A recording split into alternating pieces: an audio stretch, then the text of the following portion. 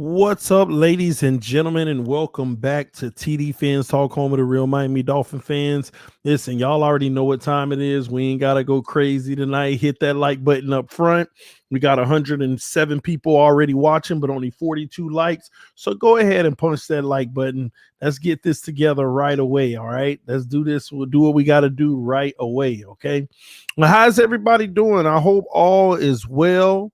I hope all is well. Shout out to the homie Vic Coaster in the building. Inman. I see all y'all, man. Ronnie N, Clowning Dan, Anthony English, my cousin Kenny, D Dub Dialogue in the house. Dwayne, what's up, man? Man, I'm happy to see all y'all rocking with us tonight. This Finsanity 5 stream on occasions, on occasions. Delusional Patriots fan, be useful and leave a like for TD. Thank you. Hit that like button. Punch that like button, y'all. All right. Anthony English in the house. Cool Rich in the house. What's going on, everybody? Listen, we're going to talk about Dolphins Day 2 improvements versus the Chicago Bears. We also got to talk about Mac Jones' debut. And we want to talk a little bit about Ryan Fitzpatrick taking the reins over in Washington. All right. Y'all hit that like button. Punch that like button. Man, I hope all is well, though. Mac Jones not bad, somebody said. I agree. He looked poised, ain't superb, but he's making plays and doing what he got to do, It's not a bad look. Third quarter results in the second loss. Y'all give me a second. Trying to feel something out real quick. All right, good vibes. Yeah, Mac Jones had some nice passes. Young guy coming into the league. And I guess that's what bothers me. You see guys like Mac Jones. Now and no one wants to compare him to Tua, but people are gonna listen. Tua's gonna be the most compared quarterback for the next 3 years. He's gonna be compared to Burrow, Herbert. He's going to be compared to even Fields, Mac Jones, Lance, all of them. All of them. Your boy in Jacksonville. Tua is going to be the most compared quarterback for the next 3 years. And I know people don't like that, man. You can't compare these guys. He's going to be compared. Get over it. He's going to be compared, excuse me. So, listen, man, but when you get into that comparison game, it's just, you see guys like Mac Jones come out, play his first preseason game. Now, remember, Tua never had a preseason game.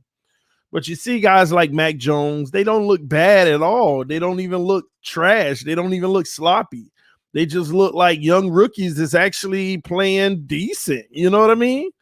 And then people compare it to what we got with Tua last year, and it was like a up and down roller coaster, but I'm here to tell y'all it really doesn't matter at the end of the day when the games start, who's making the big plays. When the regular season starts, who's going to be making the big plays. And I'm telling y'all, man, I know a lot of people are mad at me right now because, I've been singing Tua's praises for like the last 5 days. But y'all know me, man. I've always given y'all, what's given to me. If Tua plays well and he's showing improvement, I'm going to give you that. If he regresses and start looking like trash or do, different things, get ready to call me a flip-flopper. All I do is call it how I see it. So right now, I'm happy with our quarterback. I feel good about Tua Tagovailoa being the future. And if he changes that in any way, I just do what he does. So if people call me a flip-flopper, then that's what Tua is. I only go with his temperature. He's playing like trash, Tua trash. He playing great. He's the best of all time. That's just how I am. So I don't mind the label OTD flip-flopping. And Tua is too. Great company. That's how I look at it. Shout out to the homie Vic with the donation, said, let's do it. Hit that like button. Yes. Y'all hit that like button, man. Y'all hit that like button. How many likes we got? We got 180 people watching and only 105 likes, 75 likes short. We always 75 likes short. I'm telling y'all get the likes up to 150, we'll have 220 people in here. And we just going to keep building. Y'all know how it goes. Shout out to the mod squad and shout out to all the members of the channel. I think we're over 80 members now. Y'all know I had a goal. Let's get 100 members by the first game. And we got 80 members already. So we're trying to get 100 members by the first game. That'll be pretty lit. Now, remember, I ain't forcing nobody to become no member. Let's get that straight now. But if you like to become a member, the link is on the homepage of TDPHINSTALK. Pick whatever level of membership you want, and welcome to the family. All right. That's right. Tell it like it is, TD. I try my best. But you know what? I will say this. Going to training camp last week, it made me feel really good, y'all, because a lot of people came up to me and be like, bro, you know why I respect you more than, they compare and do all that stuff. But they say they respect me so much. It's because I just call it how I see it. It's that simple. I call it how I see it, man. Hold on. Y'all correct me if I'm wrong. Acknowledge me if I'm right. Did the Steelers and Eagles play tonight? Or they're playing right now? Is that what's happening? Is the Steelers and Eagles on the field right now? Are they playing right now? I didn't even know. I thought this was the only game tonight. I'm tripping. Man. And this would have been a good one because I see these boys throwing bombs but missing. Young quarterbacks missing big targets. Anyway, well, I'll watch the highlights and stuff tonight. I'll watch the highlights tonight.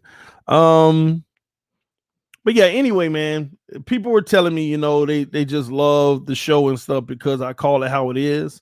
I don't sugarcoat anything, regardless of people calling me a hater or whatever they want to say or do. And I appreciate that. All y'all who watch this channel that stopped me and said, hey, man, you do a great job. I love what you do. You tell it how it is. I appreciate y'all. I can't make everybody happy, but I do my very best to give unbiased commentary, even though people think that is biased. Now, when I'm on a round table and stuff like that, it's going to be 100% biased because I'm a Dolphin fan. But I try to tell y'all, our Dolphin family, how it is. But anyway, man, we're going to dive in. Again, we're going to talk about day 2 improvements, everything that happened today versus the Bears, some of the concerns from today. Talk about Mac Jones' debut and Ryan Fitzpatrick. Let's get those out the way real quick so I can talk about the Dolphins. Mac Jones, like we already just talked about it. I actually like what I saw from the kid so far in this game. Looks very poised, look like he's not rattled, like the moment is too big for him. Just looks like he's settled in and he's confident, had a few throws he wished he could have had back, but overall he looks like a really good quarterback. Doesn't look like an elite quarterback whatsoever, but at the same token, being a rookie, it's a good place to be starting out his career. So we'll keep our eyes on Mac Jones. A lot of people are talking this and that about him. The reason why I keep my eyes on guys like Mac Jones, because I think everybody should keep their eyes on these young quarterbacks that are talked about before they come out of college. And it's important. I know we don't like to get into the compare game, but it's important to follow all these quarterbacks because it's a good study for you. It's a good study to say, okay, I had this quarterback above that one. I had that one below that one. This one is better than that one.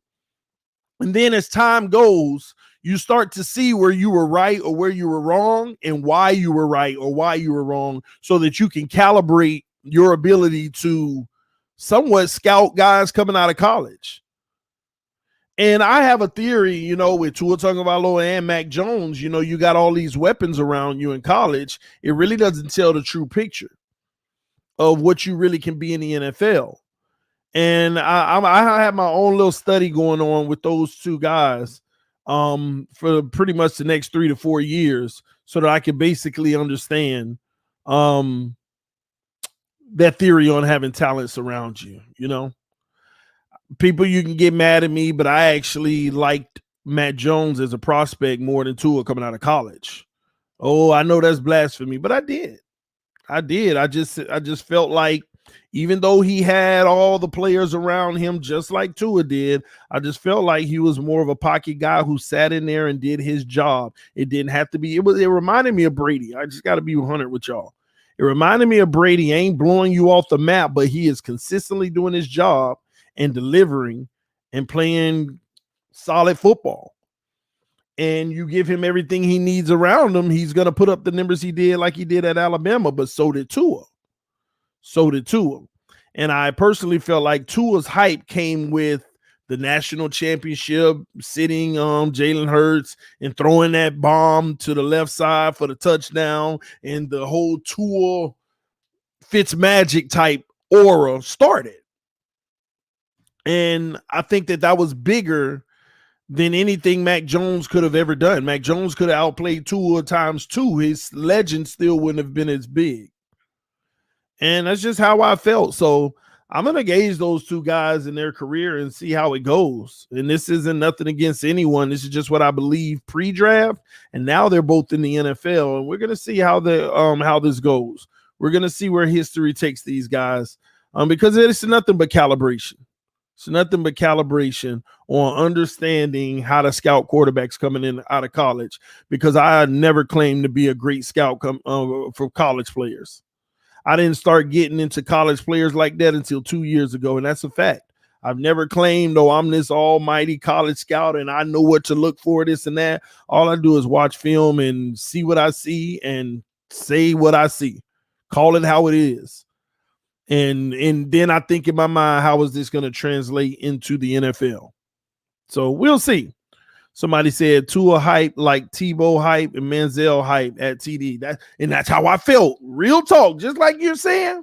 That's exactly how I felt. But whether y'all want to believe it or not, y'all can disagree with me. But Tebow, I don't think anybody's going to ever have the hype that Tebow had coming out of college. I don't think anybody ever coming out of college will ever have the hype that Tebow had. That's why they had to get him out of here sooner. He was bigger. It was almost like he was about to be bigger than the NFL, especially since he was playing like pure boo-boo trash until the last 3 minutes of every game and just winning. Just everything unorthodox. This isn't regular. This is just bad. All the betting lines are getting screwed. Everything is just messed up. So, Tebow was larger than football that year he played, man. I'm telling you, no player will ever come in bigger than that. Just my opinion. All right. But anyway, man, that's we enough about Mac Jones. It was nice to see Ryan Fitzpatrick actually own a team with no controversy, and them saying that they brought him in to be the starter and him actually take the reins. And you saw him tonight, and I think that Ryan Fitzpatrick looked really, really good tonight. He played 2 reps like a starter does, and I think he looked really good. And, the team, like the first drive, he drove him down the field, but the coach decided to run the ball 3 times in a row. That's what I hate, too. When a coach gets about 7 yards on first down running the ball, then he want to come back to second down and get 2, and now it's 3rd and 1, then you run again, and now you punting. As a quarterback, that got to be frustrating. So his first drive, they end up punting after he threw a few nice chunks. And then the second drive, pretty much the same thing. On the 3rd down, he threw it out in the flat and his receiver fell. His receiver tripped over himself. But I like what I see from Ryan Fitzpatrick. I think he's going to really help Washington to become really, really competitive in that NFC East.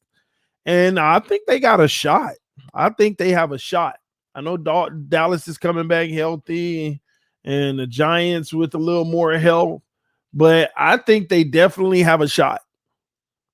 And we'll see, man. But it was nice to see Ryan Fitzpatrick. I appreciate everything he did here in Miami, man.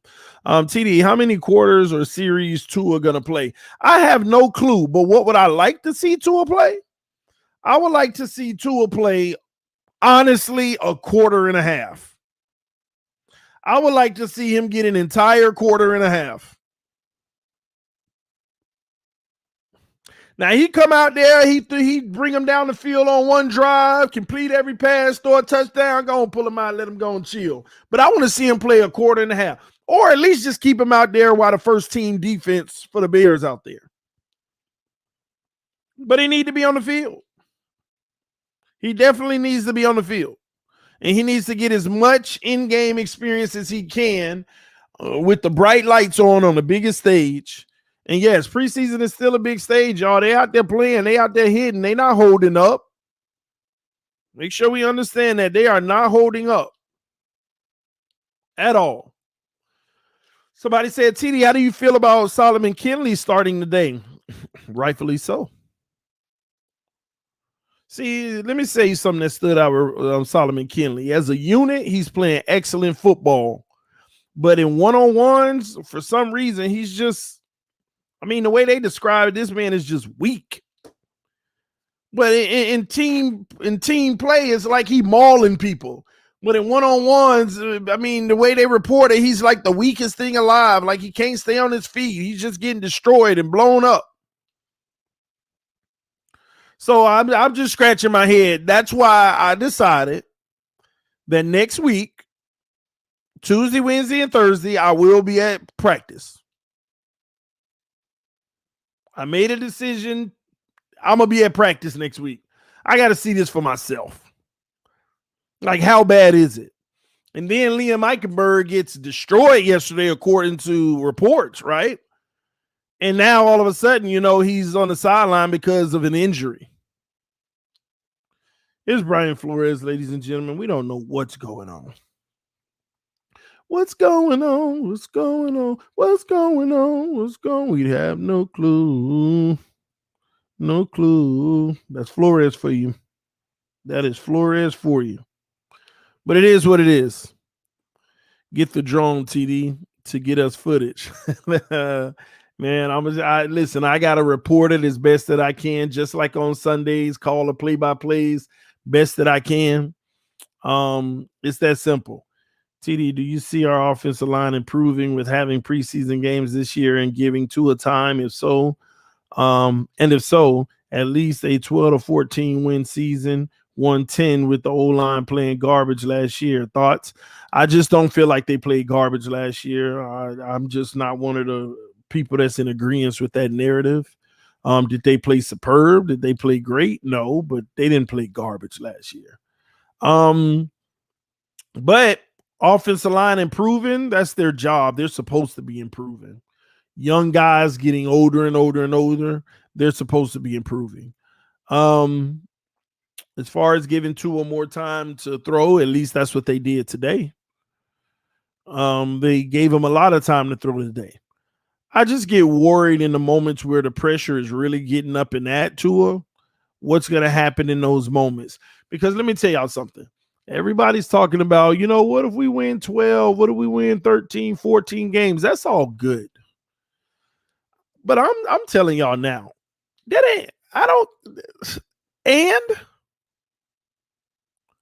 we won 13 games, but got bounced out of the first round. Yeah, we want like that. I understand we gotta walk, crawl before we walk, but making the playoffs is important.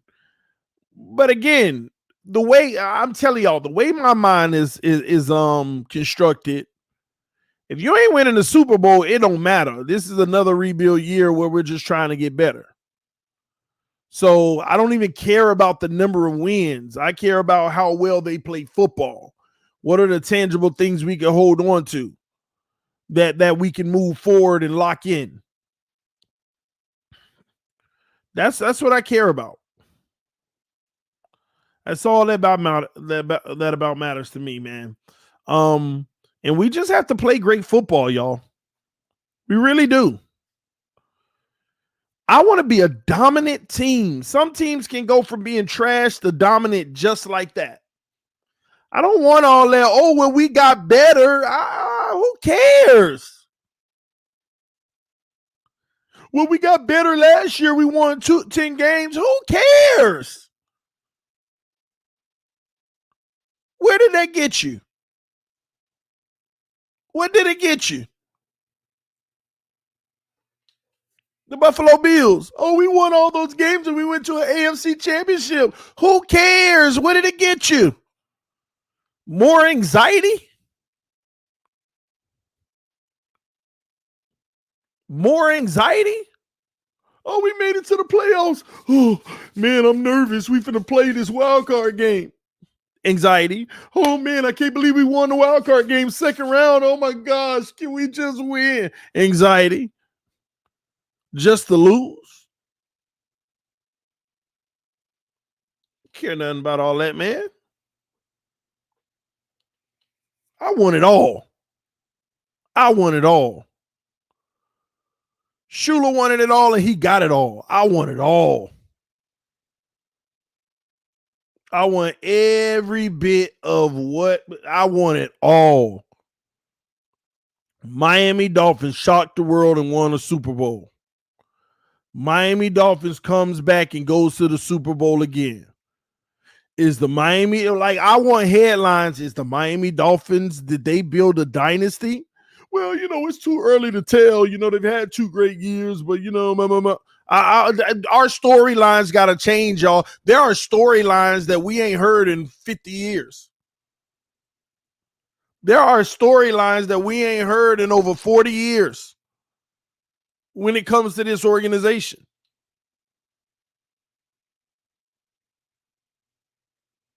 Other teams, they get in the storylines. Chiefs, have they built the dynasty?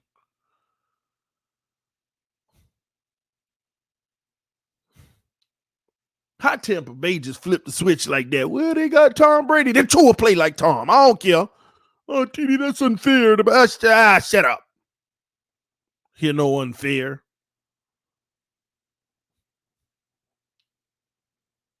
Who's the next guy? Who's the next big-time guy in this league? I want him to be on the Miami Dolphins team right now, already on it, and we don't know it. Who's the next guy with a rival like Peyton Manning and Brady? I want Tua to be one of them guys dueling it out with one of these other quarterbacks in the league for years to come. I want him to be at the Hall of Fame talking about, humble beginnings and up to this point. I want his enshrinement. I want to sit here and say, oh, life without Tua, what are we going to do? We need to find us another guy. But he done gave us Super Bowls after Super Bowls.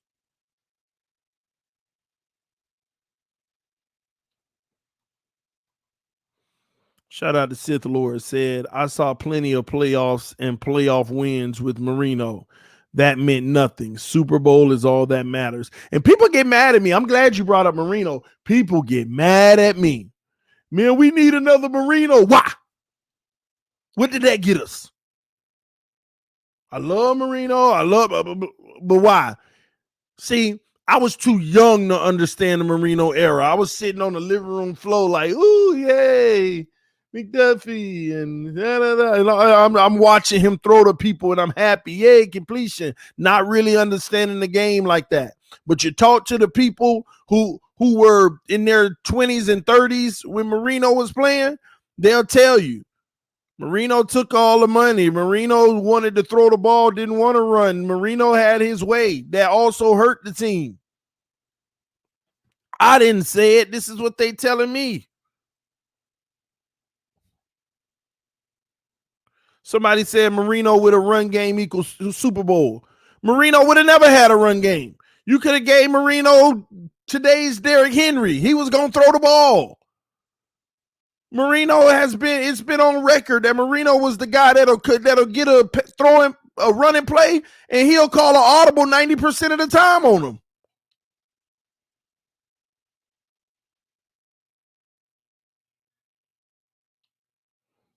Correct me if I'm wrong. Acknowledge me if I'm right.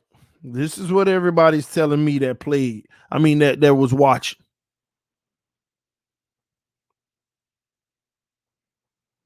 He said Marino was the king of checking out of run plays. Somebody said, so what? He the man, hands down. Yeah, it's hands down because he can't hoist the Lombardi. Facts. Yeah, he the man with his hands down because he can't hold him up to hold the Lombardi. And I love Marino, greatest quarterback of all time to never win a Super Bowl. Greatest quarterback of all time to never win a Super Bowl. And that's unacceptable. That man needed one.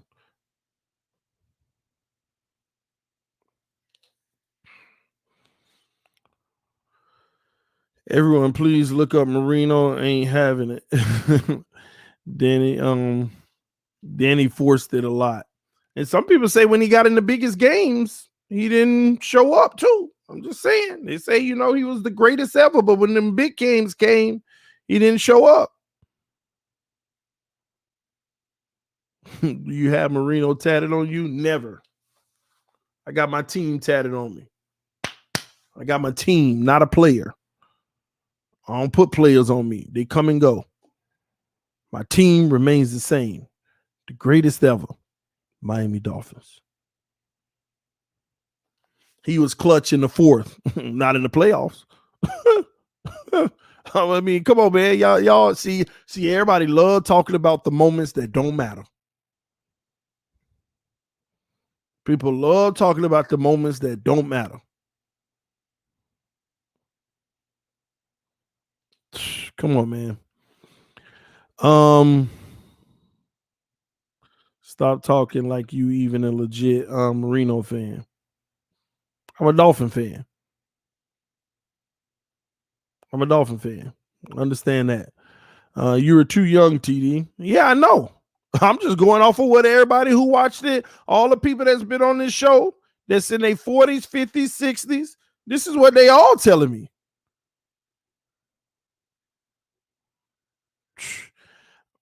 I grew up a Marino fan. He had his bad moments more than we care to remember. I'll leave it there. How are y'all going to get over the hump with Buffalo? Last time you played, they put up 56. The Cappers, that game, let me put it like this, man. We laid down. It's that simple. You can't look at the 56 like, no, you can't look at that at face value. Let me tell you something. They put up 56 in two and a half quarters. Go back and watch the game.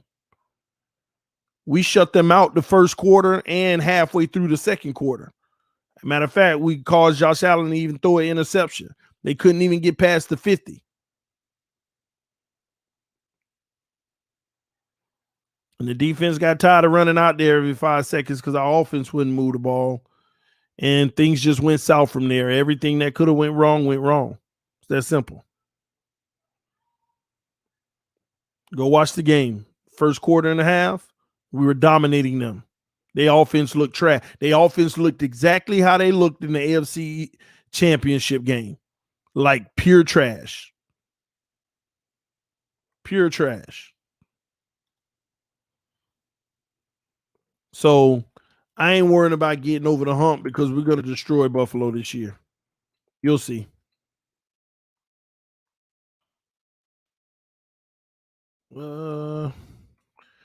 Yeah. Gonna destroy them this year, man.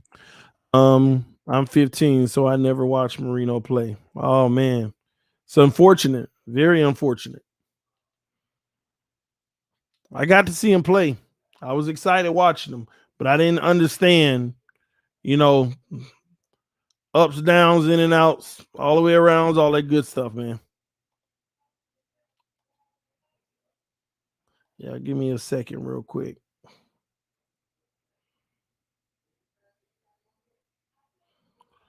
All right, Gunslinger. Don't bet on the TD. There go Mike Pellegrino. Don't worry, Mike. We good. Hey, TD. How much of a statement would it be if we beat Tampa in week 5? That depends on what we do in the first 4 weeks. Because what if you lose the first 4 games and you beat Tampa? You think that's a turning point?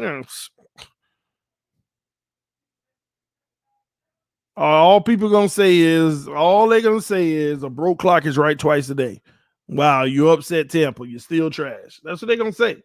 So it depends on how we go into that game versus Tampa. I'm telling y'all. In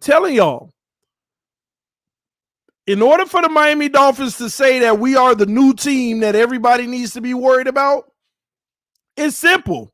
No debate. Week 1 and number 2. Get it done. Week 1 and week 2, get it done. Period. End of discussion. We ain't debating. That's all they got to do. Week 1 versus the Patriots, get it done. Week 2 versus Buffalo, get it done. We gonna destroy the Raiders after that. We gonna beat the Colts after that. And you go into Tampa, on the road into Tampa, and you beat Tampa, the whole league is on notice. The entire NFL is on notice. Point, period, blank.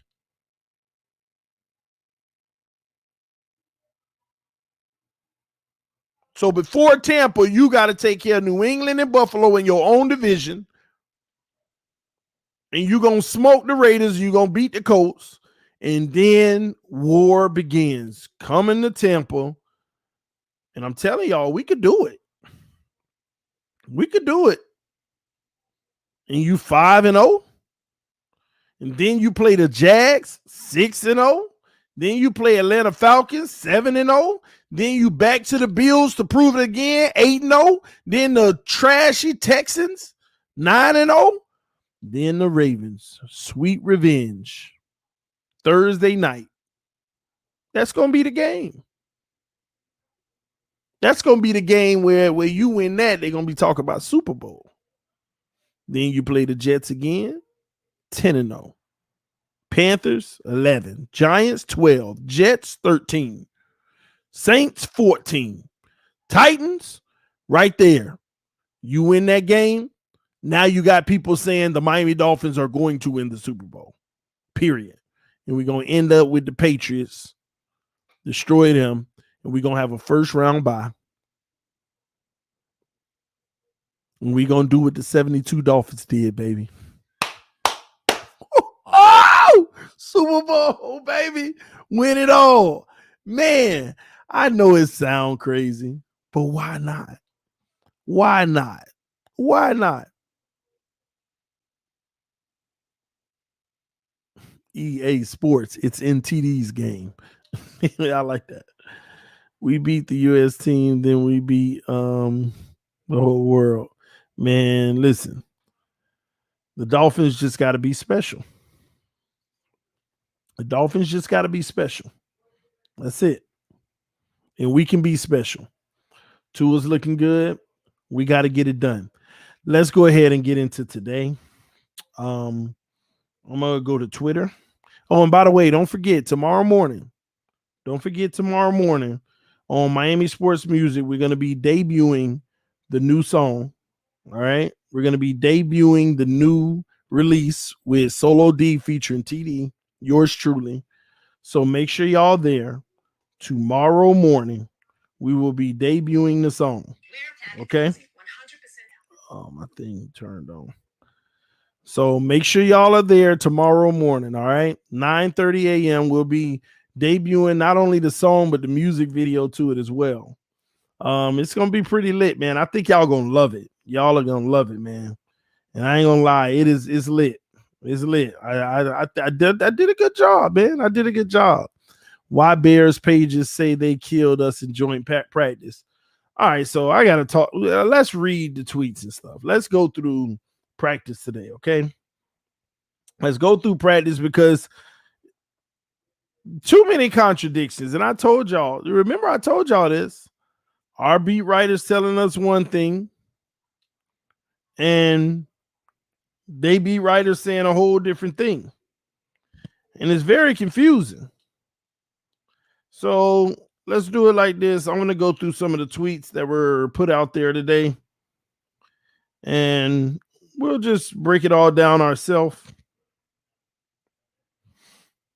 All right, let's see here.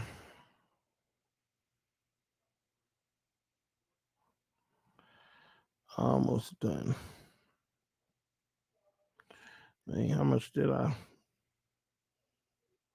retweet from today? All right, here we go. All right, man, I'm going to go through some of this because some of it ain't make sense because I actually have a media member of the Chicago Bears that I did a collaboration with 2 days ago, and they're out there every day, and I've talked to them every day, and the contradictions are still there. the overinflation of things are still there, and the downplaying of certain things are still there. And I don't need to get into too much detail about it, because that's why I've decided next week I'll go ahead and go down to practice myself versus Atlanta, so that I can pick up where I left off last time and just give y'all what I see. Because right now we're just reading what a whole bunch of guys that either love them or don't want to be in the doghouse has to say. And that's just my opinion. Dwayne said, I have always respected you, TD, no matter how much I have picked on you. Keep dreaming that you sweep the Bills. Won't happen. Time will tell. You make sure you come right back when we do. All right. You make sure you're right here. All right. Here we go. All right. So today, another skirmish with first team Dolphins offense versus Bears first team defense. Okay. Andrew Van Ginkel with a batted down pass at the line of scrimmage. Great job. Gaskins gets outside and Alec Ogletree puts a big lick on him. Gaskins pops up and gets back to the huddle. All right. So we tried to run the ball. Gaskins get knocked down, but he gets up, and let's get back to work. Tua with the touchdown pass and goal line work to a wide open Foster. So we got a wide open receiver, and Tua throw it to him in red zone work. Justin Fields is slinging it today. John Vay Johnson with a nice 30-yard gain. Justin Fields, the young guy, 30-yard completion. Now, I will say this. So far versus the Bears, we haven't been going deep. So I hope today's practice we've gotten some deep work in, especially from Tua. All I'm hearing is Justin Fields. He had the 2 deep plays yesterday, over 35 yards each. And early in practice today, another 30-yarder right off the bat. And we're getting a lot of dink and dunk and mid-level, mid-range. I want to see us open it up. Will we ever be that team? I don't know. They're going to have to figure that out. So time will tell. All right. Solomon Kinley creates a hole, and Gaskins takes it for about 5. Nice to hear the run game, and Solomon Kinley. Eric Rowe hit Cole Nett with a cheap shot after a reception, and Nett gets up and wants all the smoke. Skirmish with both sides begin. Here we go. Fighting. So Eichenberg is out with an injury. Yep. Next, Tua with a nice 15-yard completion to Waddle. All right, nice. 15 yards. We'll take it. Tua to Grant for a touchdown. Good footwork to throw from an awkward angle. Nasty juke move by Jakeem before the goal line. More goal line drills. Here we are. Dolphins defense stout. The run game found its footing. Not a lot through the air for either squad. So this is what bothers me. So the first period, Dolphins defense stout. They've been all camp, right? The run game found its footing. Okay, so the run game getting a little moving. Not a lot through the air for either squad. Back to more what I was seeing at the beginning of camp. Just can't really get everything clicking at once. And what I don't like is we have more non-clicking days than clicking days.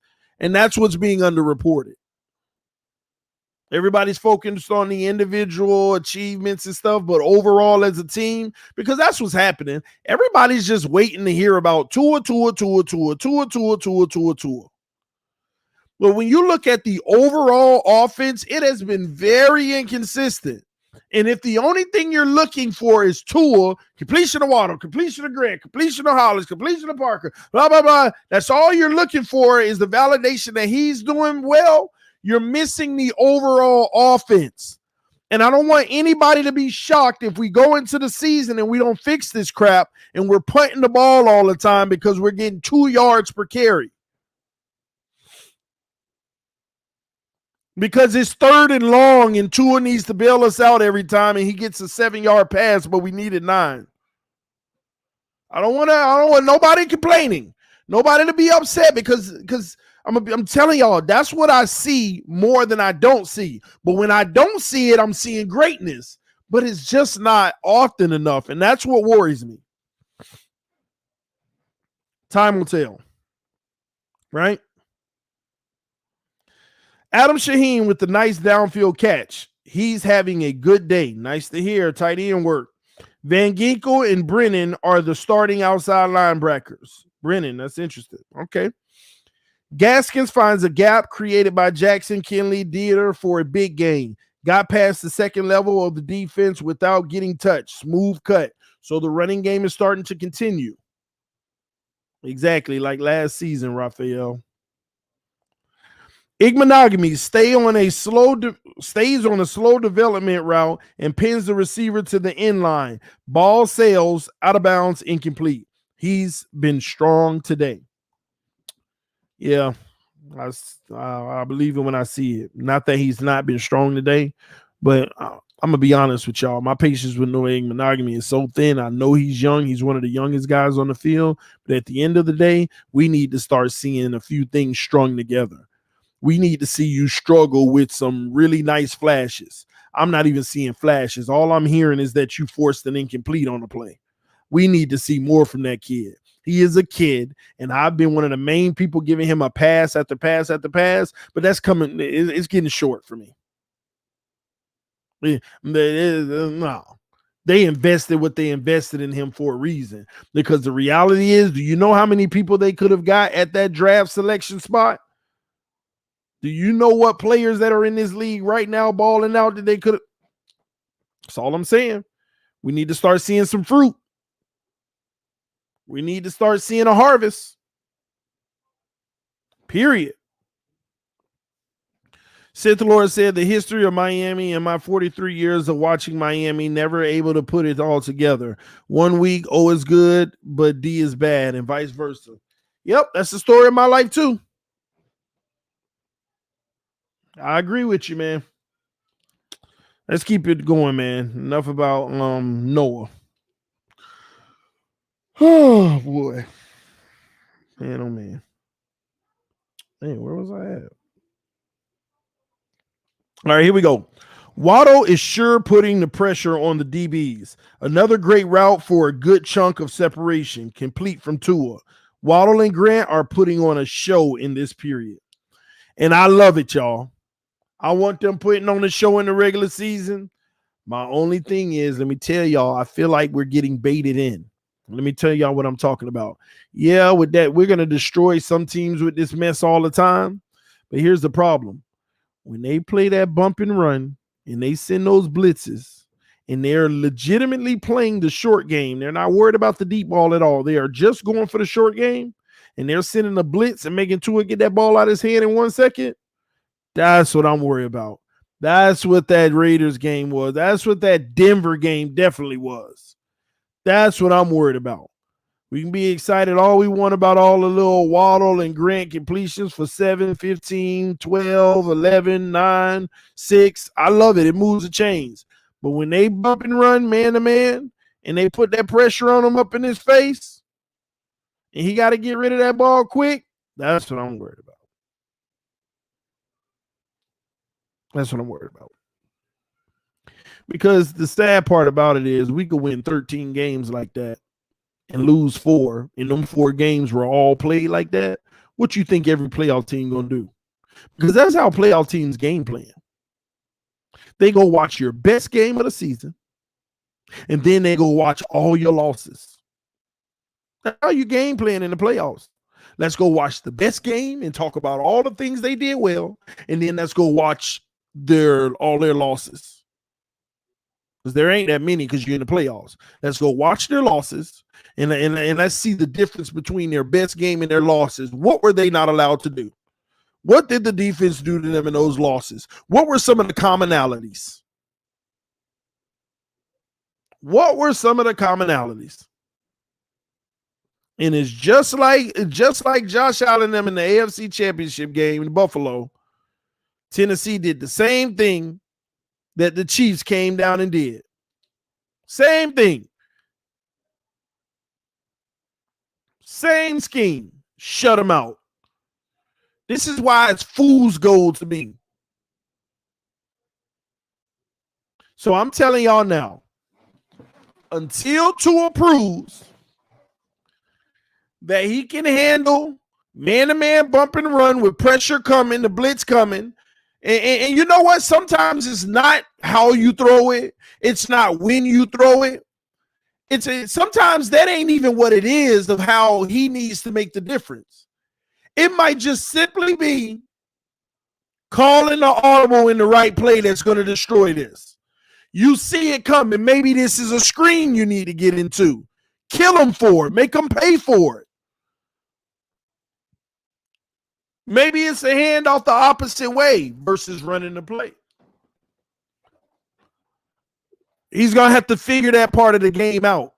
And the problem is defenses don't do it often enough to where people recognize that it is an issue. And it has always been an issue from him going back even to college. When you got a team that beats them in a national championship on the podium saying we knew we would beat them, all we had to do is, go man to man and take away the first read and send pressure. And don't follow his eyes. The safeties never follow his eyes. Wherever his eyes are, he's probably, if he's going deep, he's going the opposite way. When they got on the stage and in front of the nation and said that, people ignored it because, hey, he's still been winning. These things matter. And those are the improvements that I'm waiting to see. And I think he'll make them. And it's going to be a beautiful thing when he does. But we still got to see it. All right. All right, here we go. Dolphins had a chance at a big play as Jakeem Grant opened downfield, but the throw was short. As Jakeem comes back to the catch, he can't corral it. They'll want that one back. I highlighted this one. Y'all know this was Travis Wingfield, and this is what I don't like about beat writers. This is what I don't like about beat writers when they do this mess. Somebody said it's blurry again. Let me see. Let me make sure my network didn't change because sometimes it skips me off.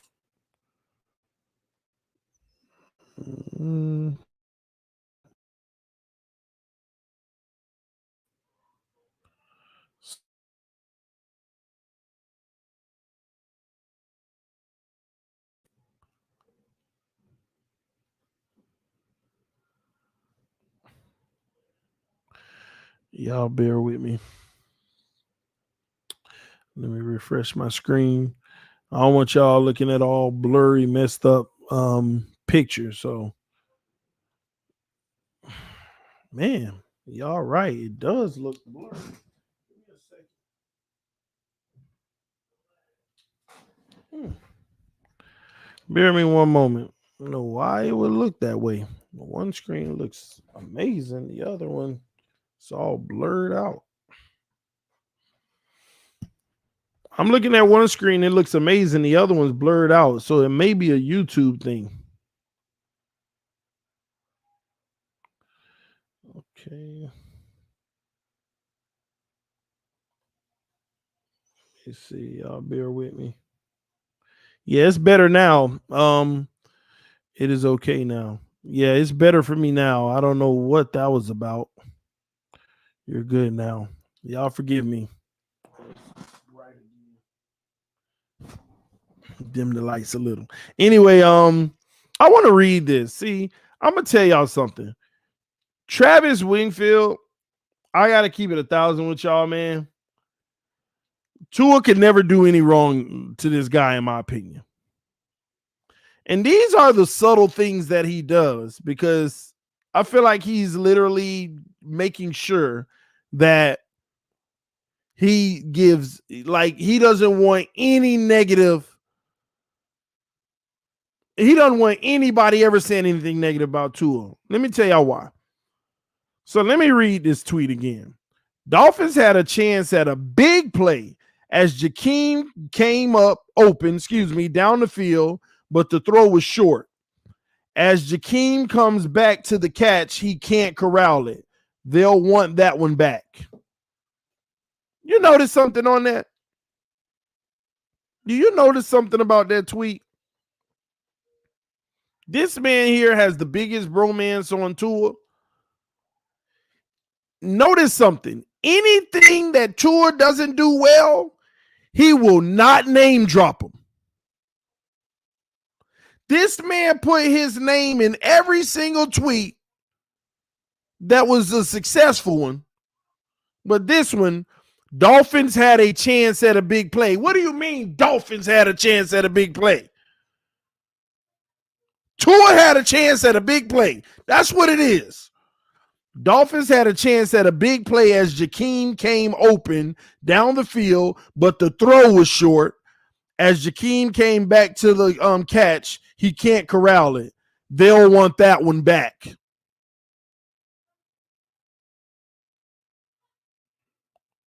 Crazy to me. And I'm like, who is the quarterback? So I clicked on the tweet and look what everybody wrote. Watch this. Who threw the ball, Travis? Who threw it? Man, would you describe the throw as hot trash, though? Tua with the garbage throw. Why wouldn't you just say that? Now watch this. This is what somebody wrote, and he actually had the nerve to respond to it. This is what somebody wrote. Somebody said, I love how Tua throws a bunch of great throws, and he makes one bad throw, and people are like, OFC.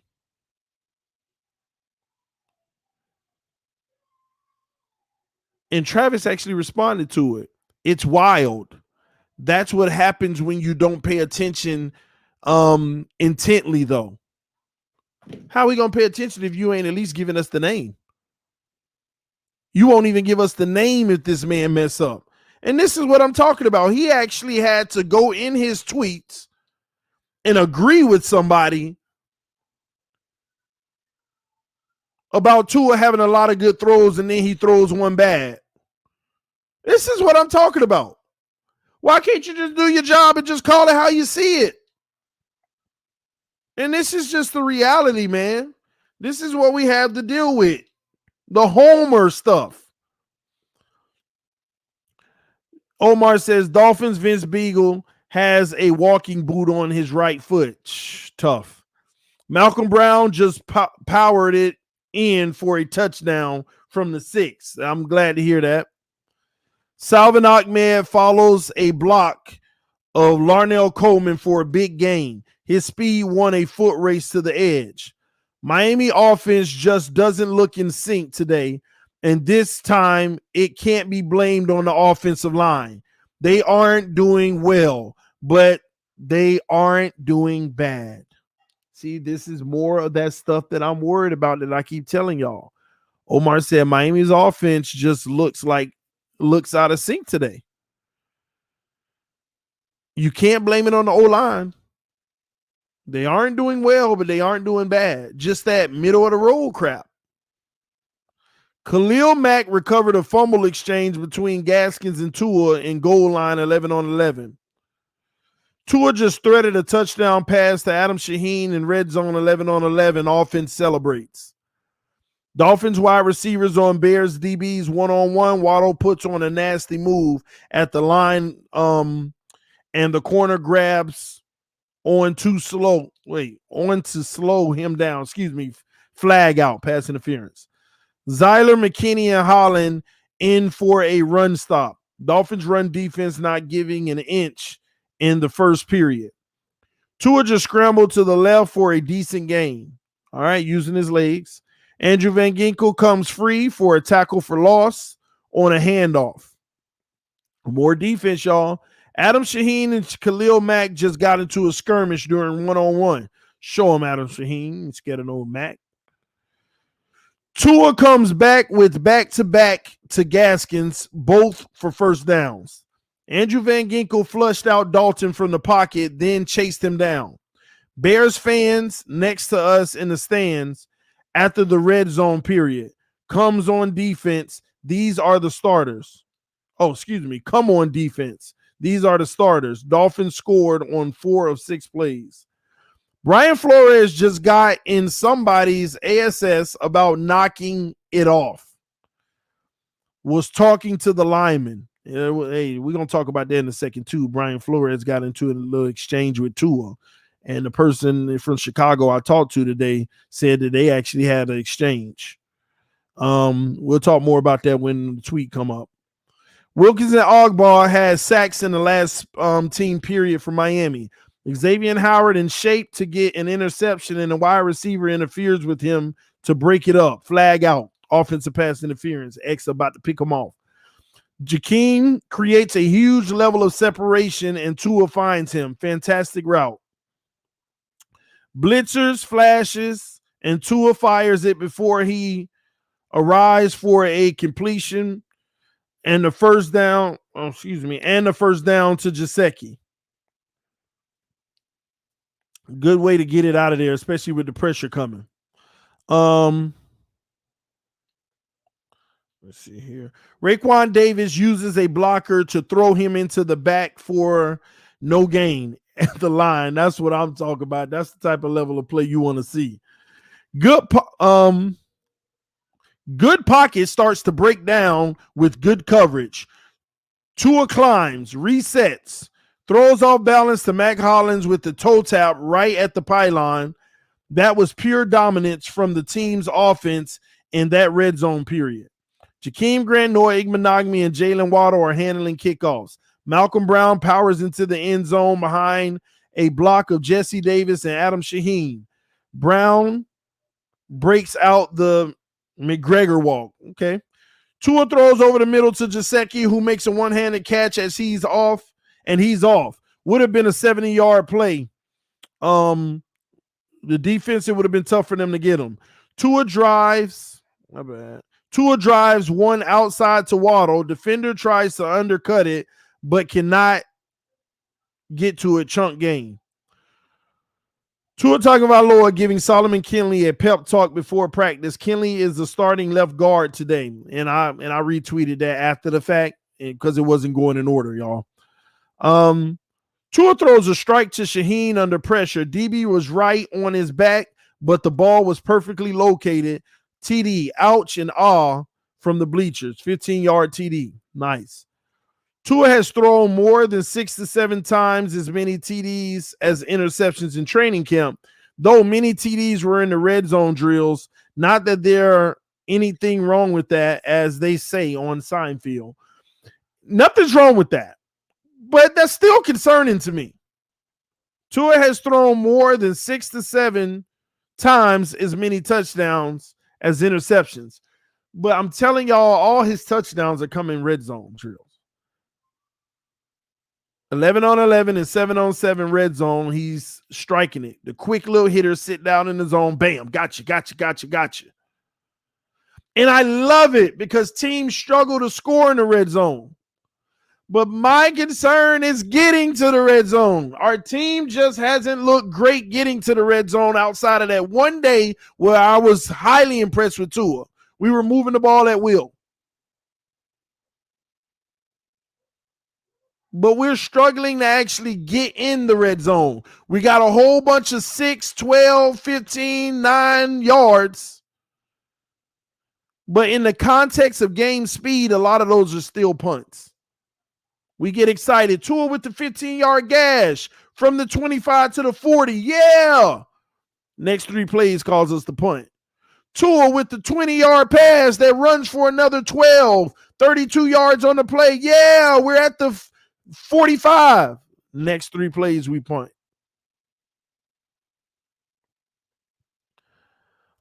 And it ain't about Tua, what I'm talking about. I'm talking about the offense, but I'm telling you what's been happening. Tua's been making plays. Then we try to run the ball. Then we get an incomplete or a pass breakup. And in real life, we'd punt. But what you're hearing on these tweets is after 3 bad plays, you still get a 4th and a 5th and a 6th or a 7th. Javon Holland undercuts a throw, extends, and gets the pass breakup. This kid is just everywhere. Xavier Howard runs a rep in one-on-one, and the quarterback doesn't throw the ball. No separation at any point. Beautiful. Jakeem is wide open down. See, I went back because I had to find this tweet. I said, I got to see where Omar Kelly put that tweet that Travis Wingfield wanted to leave Tua's name out. Omar said, Jakeem is wide open downfield and Tua throws hot trash his way. Jakeem slows down to catch it, then drops it. That's just keeping it 1,000. People got mad at him because of it. But why can't all of them just be on the same page? Omar called it how he saw it. He said Jakeem is wide open downfield and Tua throws hot trash his way. Jakeem slows down to catch it, then drops it. But here's the problem. What you gonna get is the Dolphins had an opportunity for a big play. Jakeem Grant tries to come back for the ball but can't get it. They're gonna want that one back. What is that telling me? That ain't telling me nothing. I don't know who missed it. Did Grant run a bad route? Who threw it to him? Did they throw it wrong? You don't know nothing. And this is the stuff that we get. This is why I'm telling y'all the context of these tweets. When I went out there to camp, I realized how off they are. You rarely get just real 100% what it is. And I appreciate Omar Kelly for calling it how it was on that play. This was the most impressive period of my eyes from the O-line all camp. Opened massive holes in the run game, and Tua had all day to throw. One of the two instances where pressure arrived, Tua got it out quick for completions. And that's good to hear. We finally had an impressive session. Tua's pass in the end zone is intercepted. That's all right. They happen. We don't like interceptions, but they happen. Okay, he got picked. No big deal. Tua comes back with the touchdown pass to Foster. Love it. Get back on course. Jalen Johnson just intercepted a pass. Jakeem Grant bobbles in the air and runs it out the end zone. I don't know if that was the same play or not because those are two different people tweeted it. Travis and Omar. These red zone periods has been all about the defense. Emmanuel Ogbah gets in for another sack. I've lost count of how many that is for him those 2 days. Tua just dropped one in the bucket to Jalen Waddle. Nice pitch and catch for a medium range completion. Y'all, I want y'all to keep remembering this thing. Either it's a dink and dunk or medium range completion. But we are getting nothing down the field. Have y'all noticed that so far? And this is why they're saying offense isn't playing great, but they're not playing bad. Because we're still doing things, we're still getting completions, but we're not just killing it out there. You know, like every powerful offense, like every time you watch the Chiefs, you're going to see a big gain at times. I'm talking about a deep one. You watch the Buccaneers, you're going to see the deep one go. You watch Buffalo, you see the freaking deep one go. Seattle, like almost everybody. And for us, our plays are 15 yards. And we'll take them. But I'm telling you, that's a trend. That's a trend, y'all. That's a trend. Mike Gesicki and Adam Shaheen are having a good day for the Miami Dolphins. Malcolm Brown, very good down by the goal line. Justin Fields runs in for a touchdown. Andrew Van Ginkel ends up with the ball, but I didn't see how he got it. Okay. Gesicki scoops a throw off the ground from Brissett. Refs rule it incomplete. Mike seems to think he caught it. He's had a very good productive day. I'm glad to hear that from Gesicki, but can he block? Tua scrambles to sidelines, tries to flick the ball out of bounds to a tailback, and it's a fumble. That would be a safety. Oh, my gosh. Y'all remember when I was at camp and he had that safety that was just unacceptable, holding the ball in the end zone. So this time he's scrambling to the sideline, tries to flick the ball out of bounds to a tailback, and it's a fumble and would be a safety. Flores gets in his ear, and Tua takes his helmet off and looks back to comment 2 times. I talked to the beat writer in Chicago, and I'm surprised I'm not seeing this out there, but she said that Tua was coming back at Flores. And I basically said what was being said. She was like, I could not hear what was being said, but you could tell he didn't like what was said to him, and he said some things back. And I don't know whether to like it or hate it. I really don't. Because there is this element that I have to be honest with y'all, that I do want to see a little fight spunk in him. I'm just keeping it 1,000. I want to see a little defiance in him. You know, that little chip that, shows you got that dog in you. But at the same token, it's a catch-22. Like, hopefully that ain't that. Hopefully it's just over-exaggerated. Because I don't like it. And that's not good at all. That's not good at all, because Flores' job is to chew you out, especially you do a boneheaded play like that, running out of bounds in the end zone, and you trying to flick it to a running back, and it's a fumble, and that's the safety, those points and the possession. You should get chewed out, but you take your helmet off, look back at him, and comments 2 times. And basically in the flow of things, you look back, say something, and then you say something again. And I had to ask about that, and she was on it. The Chicago Bears beat writer, she said, yeah, you could tell that it was a little heated. And I was like, how heated? What was said? She was like, I couldn't hear it, but you could definitely tell it was not a pleasant exchange. And I was like, dang.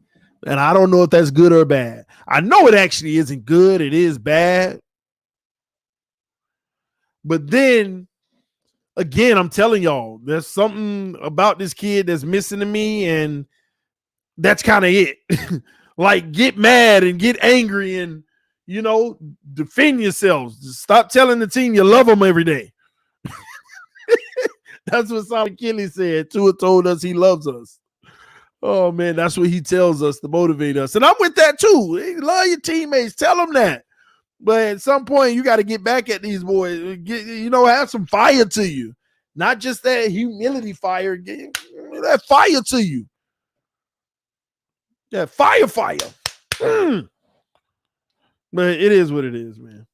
But I don't know what to think of that. But I just said I'll monitor the situation. Leave it be. I ain't going to be right here and starting a big the rebellion. I ain't finna do all that. I'm just reporting what Omar tweeted, and when I asked about it, this is what was told to me. They don't know what was said. So again, he could have looked back and yelled, I love you. I love you. I don't know.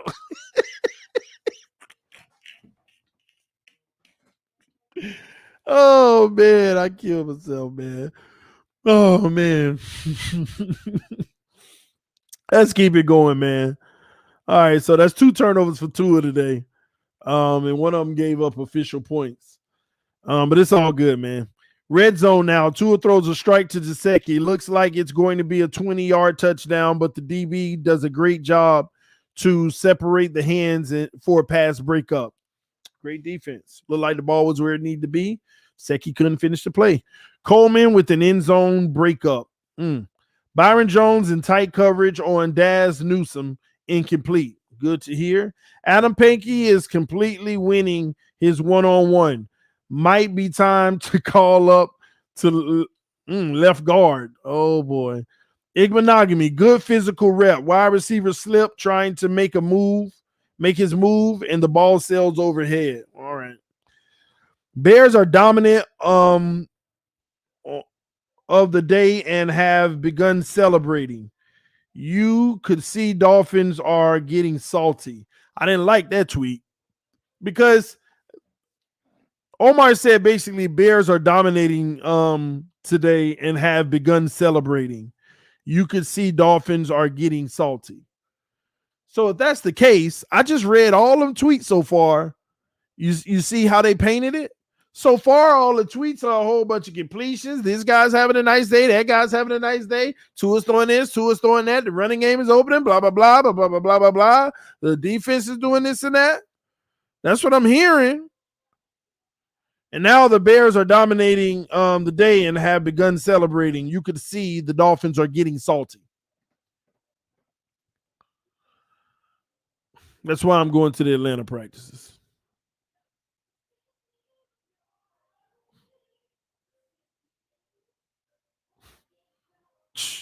Larnell Coleman just got kicked out of the line by Flores. Flores was on one. Goal line, Malcolm Brown powers through. He gets in the end zone a lot today. Oh, man. That was it. That's all I had. We need you there, TD. I'll be there. I'll be at the Atlanta practices.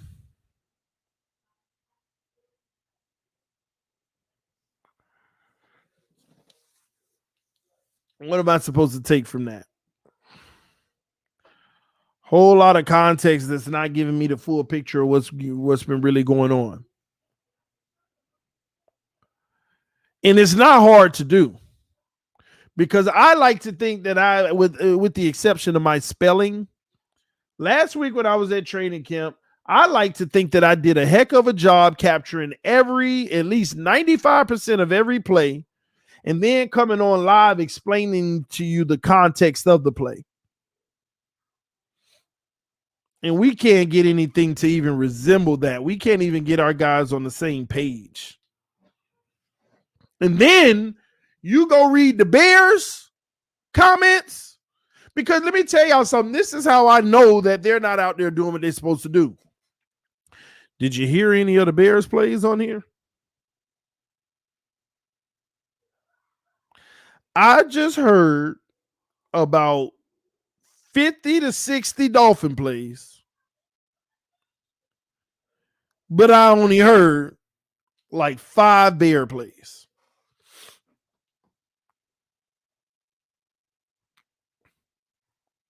That's why you're not getting real context,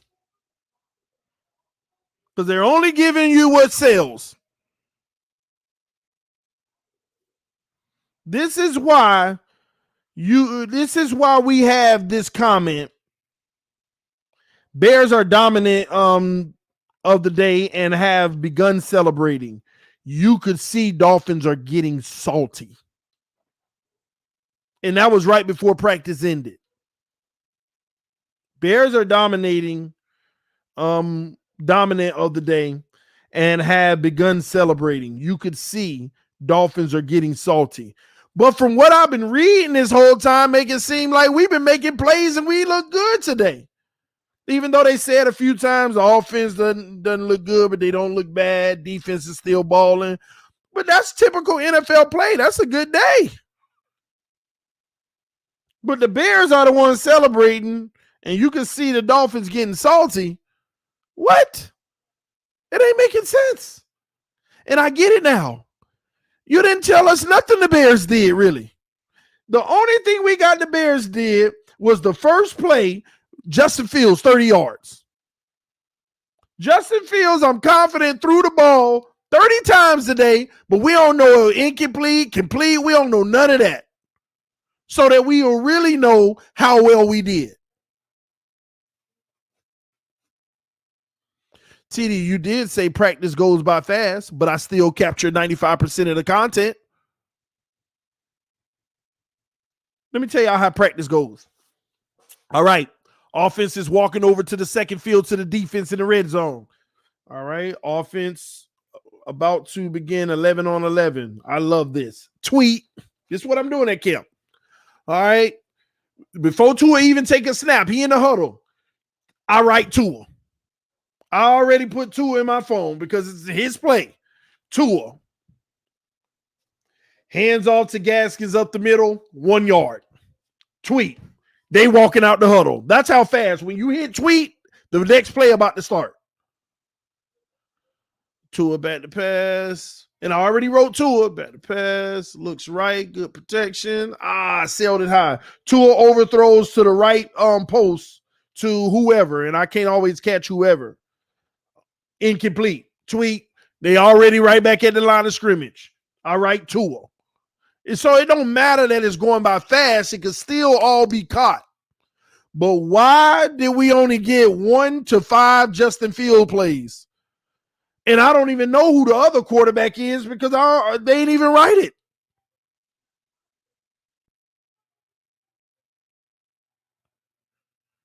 So we're not seeing how well the other team is doing against us. We're just not.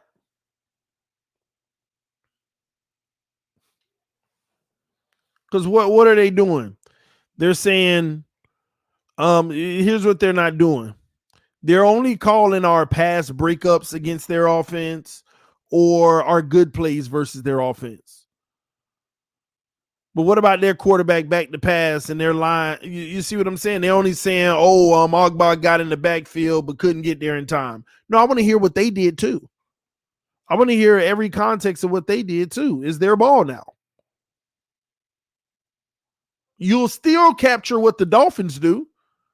Fields hands off to the left, gets 6 yards. That's going to tell us our defense didn't hold it down on the play. You ain't got to report them, but they skipped that play altogether. TD, if you need a ticket Saturday for Atlanta, let me know. No, we good. I got 2 tickets. I'll be to practice. I got my tickets for practice for Tuesday, Wednesday, and Thursday, and I'll be there Sunday. So Monday night, I'll probably head down south, and then I'll go to practice Tuesday, Wednesday, and Thursday. I'll stay down there for 3 days. And Thursday, as soon as practice over, I'll probably drive back up 4 hours to where I live and hang out until Friday around noon. And then my whole family will go back down to South Florida, and me and my wife will enjoy a vacation down there over the weekend. Hit up a few nice restaurants, go to the beach, have a little fun, and then go to the game Saturday night as well. So we're going to make it out of a little fun time. So I'm all covered for next week. If any of y'all going to be there, that'll be pretty cool. I know that the game will not be televised unless you live in South Florida, of course, but it won't be televised. So I'll be there, though. I'll be live like I always am, and I'll be giving y'all play-by-play coverage. And, sometimes I'll flip the camera, let you see a few plays yourself on the screen. Y'all know how I do on preseason games. It's nothing. But I got you for the Atlanta game. So if you can't, if you're not in Miami and you can't watch it on TV, you're not going to be able to watch it. But I got you. I'll be there. All right? I will be there. So I'm putting in that work. I do it for the TDPHINSTALK family, all right?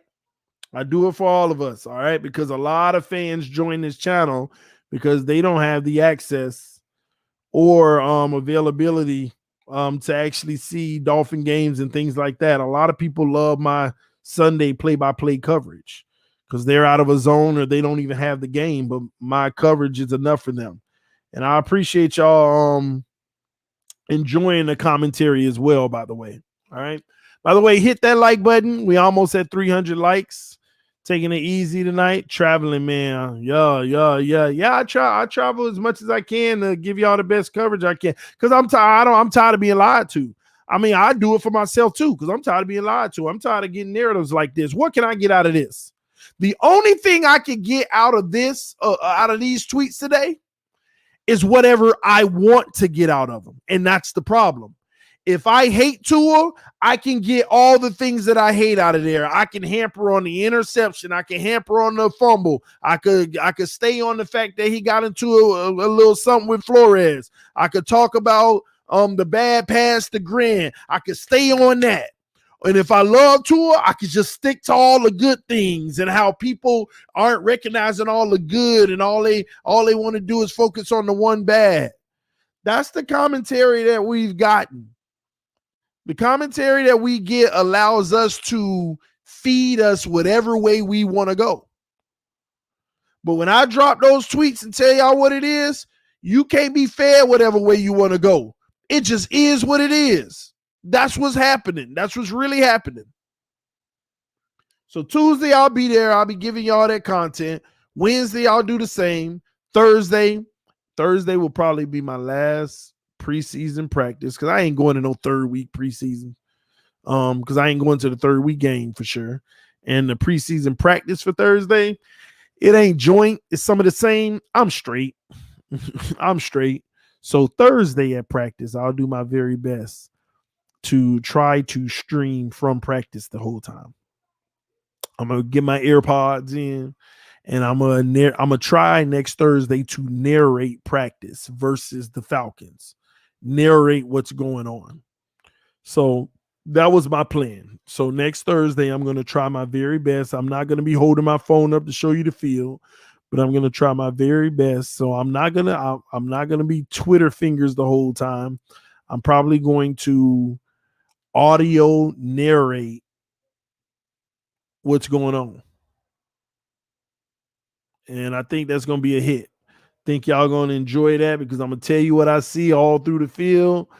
I'll be talking to y'all. I'll be reading your comments. And that's the plan. I want to do it sooner, but I don't know. I don't want them to be like, oh, is the guy, they say, where's TD? No, you got to get up out of here. I don't want to do it Tuesday and Wednesday, and then all of a sudden they're looking for me Thursday. But I don't know why they would. I could talk to people on the phone. I could tell them what's going on. So I might do it sooner. I don't know. I just got to gauge it. Depending on what the climate is. But what I'm not going to do is, I might do it all 3 days, but what I'm not going to do is go outside of the rules. I'm not going to talk about formations. I'm not going to tell you, well, no, I'm going to tell the routes. Not the routes, but I'm going to tell you who caught a pass and how many yards deep it was and certain details, but I'm not going to talk about formations. But yeah, so we'll do it, man. It'll be pretty cool. Everybody in their right mind wants Tua to fail, even Dolphins fan. Everybody in their right mind wants Tua to fail, even Dolphins fans. Why? That didn't make sense. Everybody in their right mind, you're in your wrong mind if you want him to fail. Why would you want him to fail?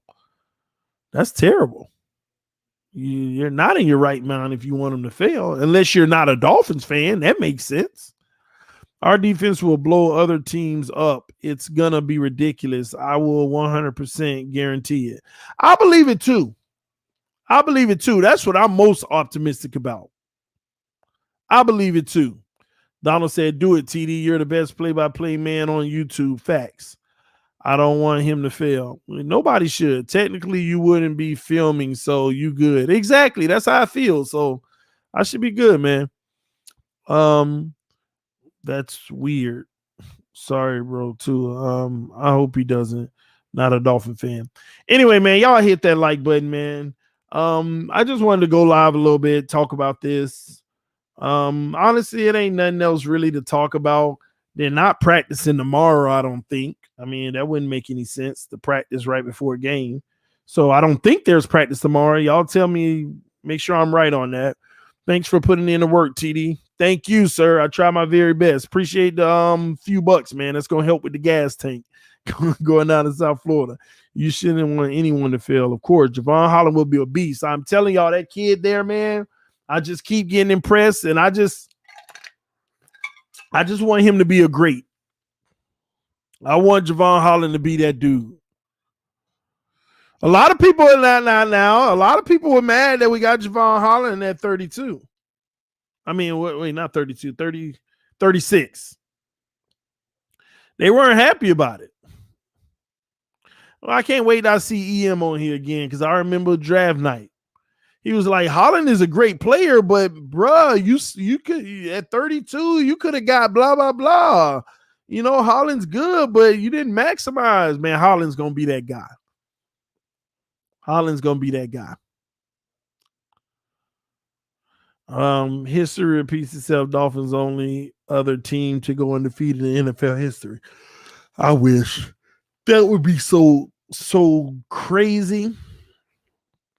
Who's playing tomorrow? Friday? It's a few teams play tomorrow.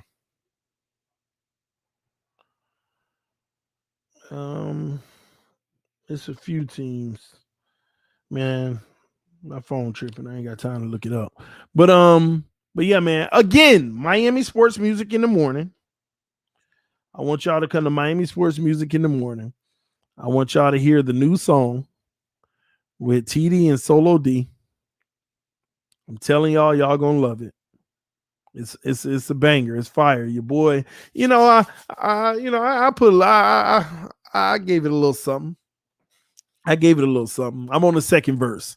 Solo on the first verse. I'm on the second. He on the third. But it's pretty lit, man.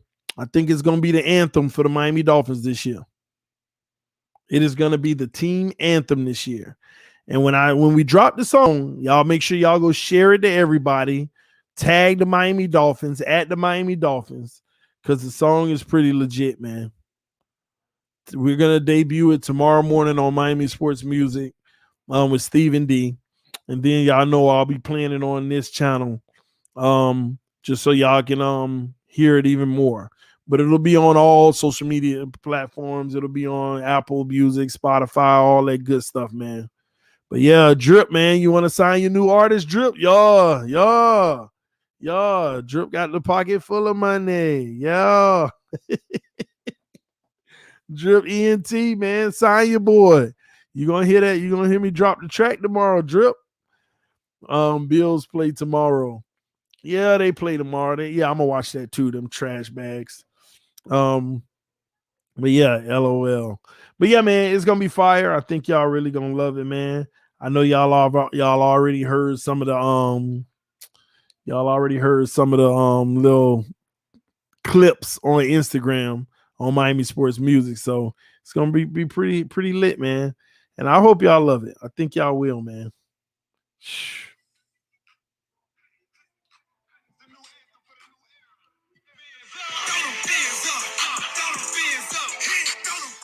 Ooh, it's going down.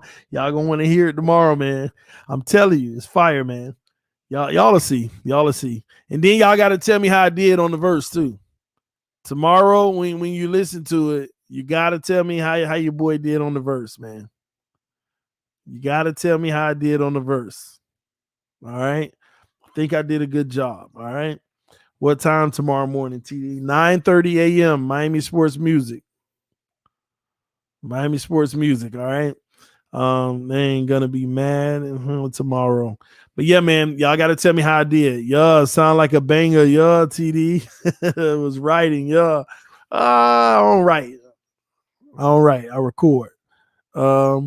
Should have what was that? Should have thrown the shut up in there. Listen to it. You never know what you'll find in there, man. You never know what you'll find in there. I got you. All right, TD. We ain't gonna pull no punches. Hey, I don't need them pulled. Listen. You ain't gotta pull no punches. My verse fire. I'm telling you now. My verse hitting. My verse is hitting. You ain't gotta worry about insulting me. Only thing you gonna send is flames and be like, "Ooh, I see you, TD." That's all you gonna do. You ain't gonna be like, "Oh, your verse suck, bro." No, ain't nobody gonna say that, but the natural born haters, because it's lit. And I'm spitting on them. Telling y'all, it's a new era, man. All right, I thought Steven changed the time to 7:30. Did he? Well, we gonna be there at 9:30. If he changes it to 7:30, that's his business. We're gonna be there at 9:30. What was that? Play more, bro. I can't listen, man. Just a little snippet. I can't give you all of it.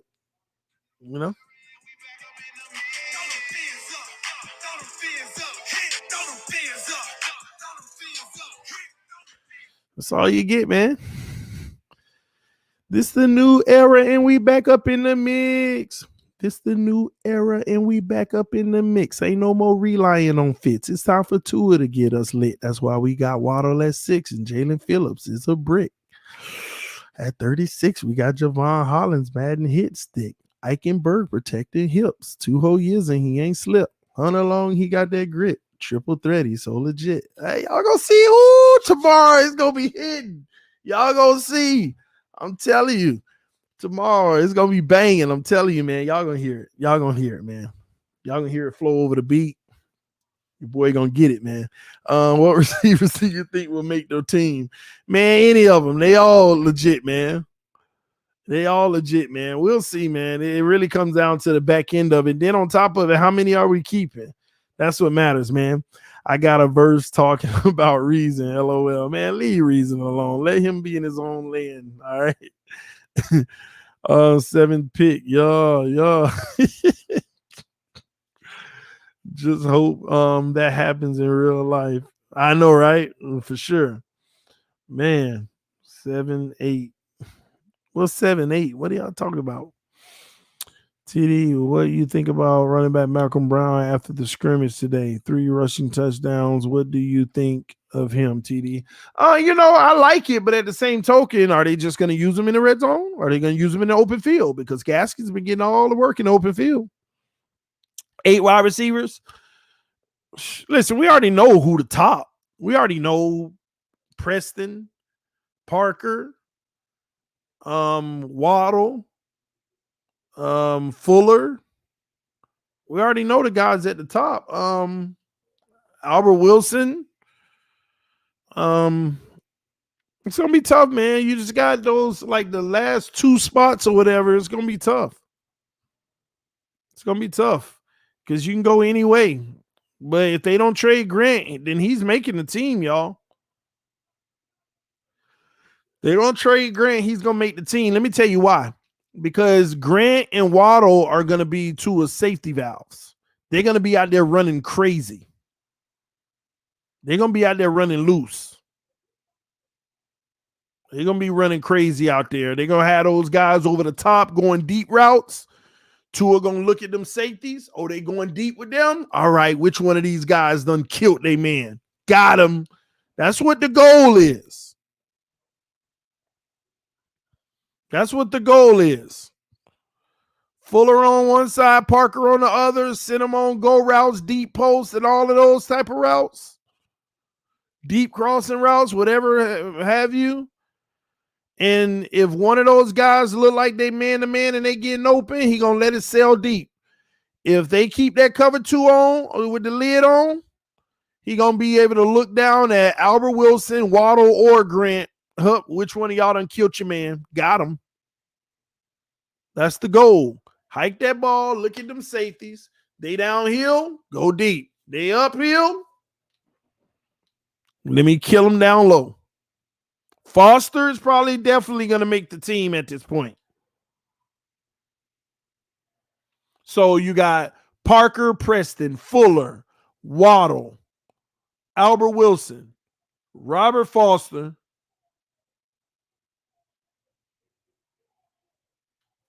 That's 6 right there. And I'm telling y'all now, if they don't trade Grant, he's gonna make the team. You know what you gonna cut all pro? Special teams player? No. They ain't gonna cut Grant. Then you got Mac Hollins. You still got Hearns. You still got Bowden. You still got Merritt. You still, man, come on, y'all. We just loaded. We loaded. Somebody the odd man out. That's what y'all got to say. When is the first cuts, by the way? I got to look that up. When is the first cuts?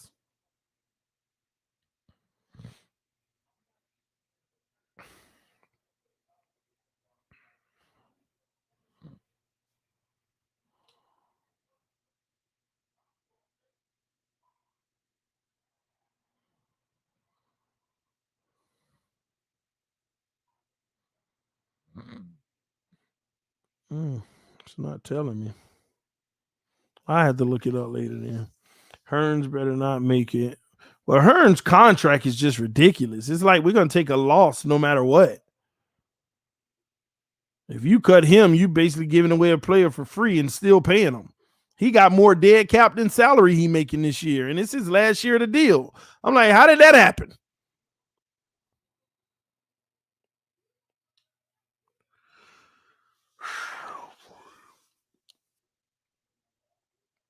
How many receivers on the practice squad? That's what concerns me.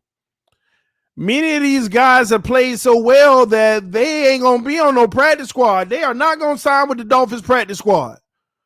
Because other teams going to be like, man, you want to be on their practice squad or you want to come have a chance to make this 53 right now? You see what we doing over here, struggling at the receiver position. You tell me, which one going to make your pockets fatter, the practice squad or getting on this 53? It's going to be hard to keep these guys on the 53. As the Patriots look like they going for a touchdown. And they did. Scored a touchdown. It's like he ran for almost 100 yards, it looked like. 80 at August 24th. Okay. So we got about, 2 weeks, about 12 days, and we 80. And 53 on August 31st. Man, I'm going to tell y'all now, the worst 2 weeks of the year. This is going to be the worst 2 weeks of the year. We used to have 1 week, but this is going to be the worst 2 weeks of the year. When that last preseason game is played, if you got to wait 2 weeks before week 1, oh, you talk about the most dreadful 2 weeks. You ain't got no open practices. You don't have much coming from the media. Those the worst 2 weeks ever for football, man. Only thing you get in those 2 weeks is fantasy, drafts, and all of that. Trades, which aren't many, and boredom and projection videos. Oh man, them 2 weeks you just got to get through, man. Then TD, we're gonna get other players from other teams when they cut. Yeah, we can get other players from other teams, but like when we have our 53-man roster, bro, like look at our roster. The only people we need to go get is a guard or a right tackle to work out to see if they could do something in a quick time frame.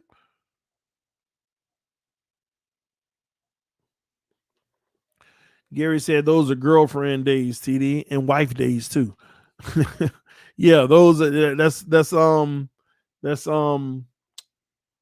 girlfriend and wife season. You give them a little 2 weeks after training camp, where you do all the things that you don't like doing, like walking around Target for 2 hours. You do all that stuff. You do all that stuff in those 2 weeks. Somebody gonna hit me up when I said that last time. Oh, thanks for showing the type of guy you are. You have the designated time for your wife. People just need to stop. Shows that you don't care about her outside of football. People just need to stop. People have no sense of humor and no life. No life whatsoever. Sad, man. But somebody gonna slip up and put a good player on the practice squad. Yeah, well, we get that, but at the same token, what would it benefit the Dolphins unless it's a left guard or a right tackle? Somebody can put a good receiver on on the practice squad. What good does that do us? We got our guys. It's a lot of positions that solidified to where it's going to be hard for anybody that's on somebody else's practice squad to come steal somebody from our roster at this point. Now, they're going to bring people in for 2 days. Oh, we signed a left guard. A day later, we release a left guard, the same one. Oh, we pick up a running back. 2 days later, we release a running back. We're going to get a lot of that. They're going to get people in the building, work them out, take a look at them. They're going to do all that stuff. CD, we need to get another running back in the mix. Maybe Melvin Ingram or another proven vet. I don't think they're going veteran at this point. That dude does not even have a wife or girlfriend, I bet. You mean the person who said that? I'm sure. Some people just sad, man. They're just sad, man. It's sad. Like, you only got one life to live. Why live it with drama and hating on people? And looking for the negative out of people every chance you get. It's just not good, man. Finsanity TD is going to Kim, and the local media is throwing conflicting reports. And TD solo D tomorrow on MSM at 9:30 a.m. Besides that, nothing much. Oh, Finsanity just came in the building. Finsanity. I don't see her. Oh, there she go. Oh, Lord, what did I miss? Everything. Everything. You miss everything, man. Now we just hanging out, man. We already talked about Mac Jones looking decent tonight. You know, Ryan Fitzmagic, Fitzmagic, I don't know, whatever one you want to call him. In Washington. And we talked about our practice today against the Bears and how there's still conflicting information. Bears are saying one thing, our beat writers are saying another.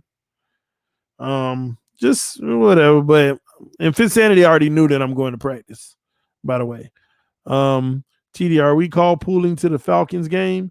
If you are ready to leave on Thursday, it'll be me, the wife, and the two little ones. If you're ready to leave Thursday, let's roll. Better get ready to roll. But yeah, we'll be leaving, I believe, Thursday evening. Because I'll be back from practice. Or maybe Friday morning. But sure, man, hit me up on the phone. We'll talk. It's Fitz money. Nah, I'm playing Fitzmagic. TD, you going to the Bucks game? Man, that's the one that I'm really, really, really, truly thinking about. I'm really thinking about that Bucks game. I can't shake that one. That's one that I may definitely go to. But I don't know, man, because I like streaming in my own home. And if we lose, I'm gonna be mad. I don't want to go to a game we lose. I don't want to go to a game we lose. Because y'all know I be having post-game shows and it be therapy sessions. I don't like going to game. And we ain't losing anyway, but y'all get my point. Y'all get my point, man. Now, all y'all who are in the fantasy league, I hope y'all been doing mock drafts. I really hope you've been doing mock drafts.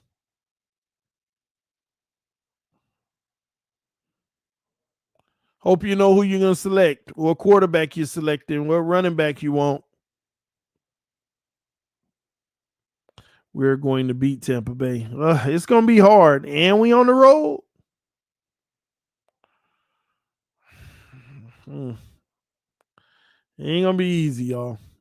Now we got to just keep it 1,000. Bring back some memories. Always do. What do you think about Zyler? I think he's gonna have a breakout year. Yeah, me too. Like here's the deal.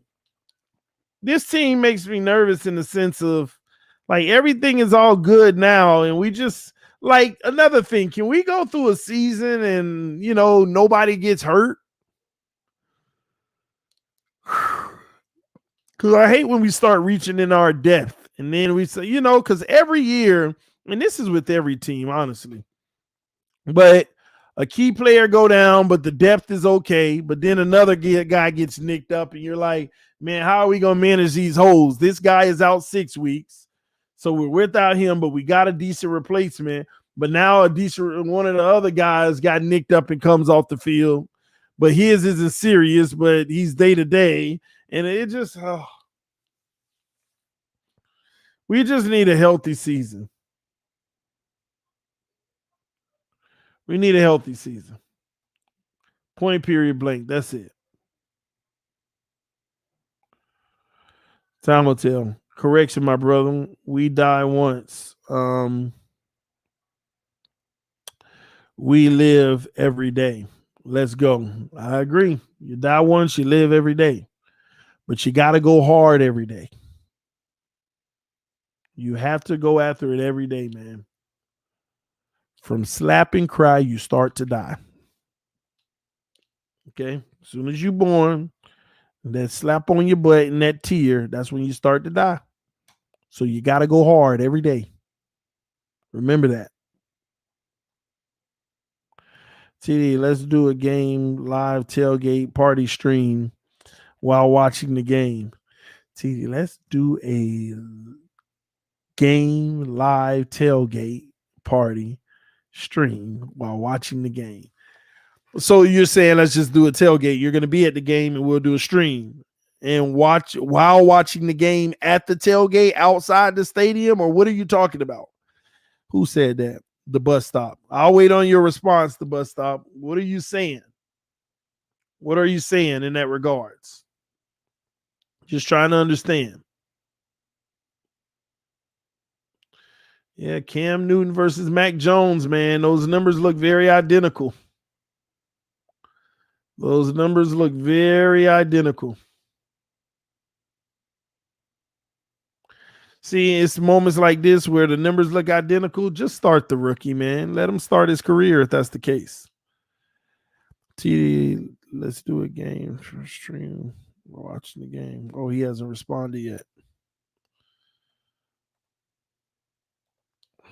Buffalo never did their job. We are the only team in the division that consistently beat New England. That's true. What are they doing for Bama? Nothing. All except one, and that's the only one I care about now. Oh, Fitzpatrick, you just get ready for the U to destroy Alabama. You just get ready for it.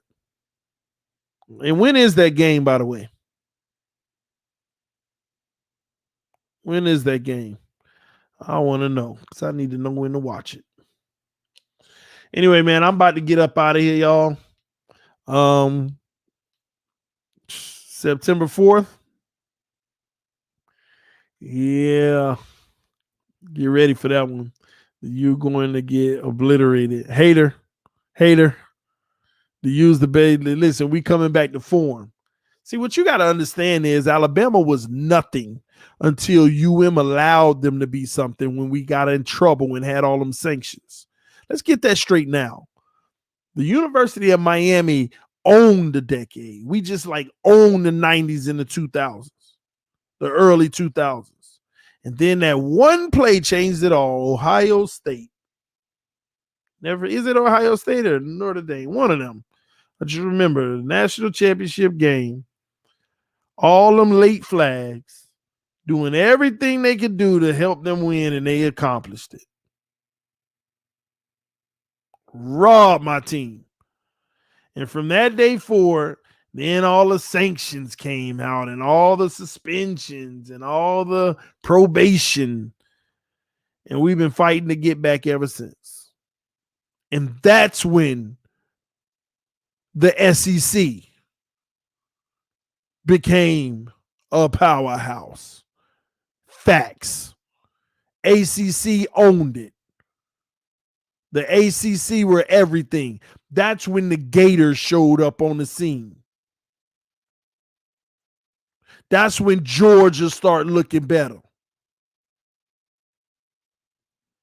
That's when Clemson and Alabama walked on the scene. Everybody now, SEC, the best conference. Where were they when the U was dominating college football? And it took them to sabotage the U, cheat them out of a national championship, throw all these sanctions, suspensions, all this stuff at them to sit them down for a few years so that the great talent that comes from South Florida would start branching out and going to Florida State and Alabama and the Gators and all of that now. It's the only reason it happened. Because there was a rule. If you were from Palm Beach down, there was an internal rule. If Miami wants you, you're going to Miami. That is a rule from Palm Beach County on down. The top players in the nation from Palm Beach County on down. If the U wants you, that's where you're going. There was an internal rule and every kid knew it. Then they want to start with the sanctions and taking away scholarships and all that mess. So where they had to go, they started going up to Florida State and still getting dogged by the U, by the way. Then they start going to Florida. And that's when Florida start taking off. Then they go up to Georgia. Georgia start taking off. Then the rest was history. Clemson, Alabama. Now all of a sudden the SEC has always been the most. No, they weren't. The SEC wasn't nothing. All they did every year is ran into the ACC and got smacked. And that's why all that big money in the SEC came down to the ACC and said, we got to stop these thugs in Miami from winning every year and dominating. We got to stop them. What can we do? Suspend them. Sanction them. Do it all. Let's spread out some of that talent in South Florida. Send them around the world. Send them around the country. That's all that happened, man. And they've been fighting to get back ever since and never really could recover because, honestly, they never will recover. And here's why. I mean, they'll come back one day to win national championships, but it won't be on the scale of the dominance that they had in the 90s and early 2000s. They can't reach that again because that hiatus allowed teams like Alabama, Clemson, Georgia, and Florida and stuff like that to get so much recognition and popularity. Alabama is the new thing now. They have it under wraps. See, but the difference is Alabama gets the best players around the country. See, when the U was dominating, we stayed in three counties. Miami-Dade, Broward, and Palm Beach. 80% of the team was from Miami-Dade, Broward, or Palm Beach. 80% of the team. Alabama just got the best thing from every place in the country.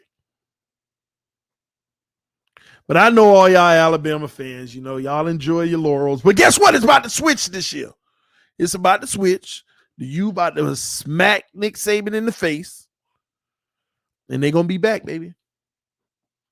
And I know it may be just me, but I don't like the whole turnover chain thing. I like it because it's fun, but I don't like it. It's like finding things to get you pumped. When the old you, we need all that. The old you, we were just going to disrespect you in every way we knew how and tell you we going to do it. Then we would do it. Then they get mad and we say, and. Like, y'all, have y'all watched the documentary? Have you watched the documentary? Yes or no in the comment section. If you haven't watched that documentary, you don't even understand how dominant and prolific the University of Miami was. You do not understand how much of a powerhouse the University of Miami was. It is you ain't got to be a U fan. It is definitely a great watch. You'll see how the entire NCAA hated the Hurricanes. They hated them. They hated them. Now, mind you, remember what some of them suspensions came from in all those investigations. Well, Uncle Luke and all them paying the players. They weren't paying these players to do nothing extra or nothing like that. They were helping some of these kids because some of them was homeless. Some of these kids was broke and homeless. So instead of going robbing people, which a lot of the players were doing, out there robbing people, stealing people, doing it all. So some of these guys with money would come and give them cash and everything just to make sure they were straight so they ain't had to get in trouble. People don't even know that's where a lot of them sanctions and stuff came from. Because players were being paid and stuff like that. They weren't being paid to come to Miami. They were just being helped out because they were broke. And now they paying college students. Now you can get endorsement deals and all that. Y'all know they've been robbing college students forever. Free labor. A game that makes billions of dollars. The college football game makes billions of dollars. Free labor. Who you think getting all that money? All that money, and these players out here playing with hopes, and 90% of all players don't even go to the league. Making all this money off of them, and you complaining because somebody dropping them $200 or $300 every week to help pay some bills or something. keep them out the street. It's crazy, man. The hypocrisy. Now they can get endorsement deals and make money. Now all of a sudden they can. And the Supreme Court had to rule that. Just like the whole marijuana thing. Do you know how many people are locked up right now for marijuana? But yet now it's becoming legal in so many states for recreational purposes. No, and I'm not advocating for it, but I am telling you, that's the ultimate hypocrisy. And as they make it legal, they're not going back to say, hey, everybody that's in there from it now, let them out. No, they're like, no, we got to keep them in there. We got to make this money. And if you don't understand that, they make money. They make money. You know, in New York, like each prisoner, they you know how much money they're getting for each prisoner in New York per year? It's crazy, man. Some states' budgets will give $100,000 a year for a prisoner. Per prisoner. It's crazy out here, man. This type of stuff is just sickening, man. This world could be a lot better place if you just take money out of the equation with a lot of things. With a lot of things. It's crazy. You can pay. And do you know that the recidivism rate is 70%? 70% of all people released from prison go back. 70. Did you know that? 70. 70. Like, dang. It sounds like prison ain't teaching nobody a lesson to me. 70%? Dang. 70? 70% go back. Recidivism rate is ridiculous. And it costs less to send them to college than lock them up. And these and a lot of them nonviolent crimes. Man, this world crazy, man. I ain't gonna lie, it's crazy. I was reading a study by Congress. Oh, I done closed that down. Let me pull that back up. No, I was reading a study by Congress. They did a study back in early 2000s, and they said that this country now is actually dependent on the criminal justice system and incarceration. That the country would actually start to go into a depression if the incarceration rate dropped in half. Because there are so many police officers that this country employs, so many ambulance that's needed because of crime, so many prison guards, so many nurses for prisons, so many manufacturers that make products for prisons, so many judges, so many lawyers, so many but the amount of people that are employed in this country and have an occupation that has something to do with incarceration, lawyers, everything. There's so many that if there was no crime tomorrow, we'd be in a worse depression than the Great Depression. The unemployment rate will have the highest that it has ever been in this country's history. And now they are actually dependent on the criminal justice system. It's something that has to remain or our country won't even be able to function. Ain't that crazy? How did we actually build a system to the point to where our country can't even function unless we incarcerate people? Look at our incarceration rates and go look at the incarceration rates to the second highest country in the world. Not even close. And most of them are non-violent crimes. A lot of them possession of controlled substances. That which is crazy. A lot of them are legal now. Still ain't letting them out.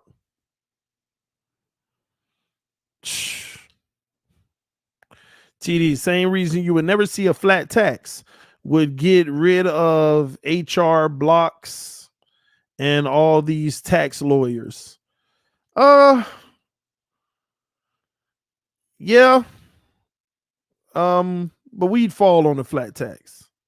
In my opinion. Again, I don't want y'all to feel like I'm enforcing politics on anybody, but from a tax standpoint, man, I argue with people all day whenever it comes to politics and taxes.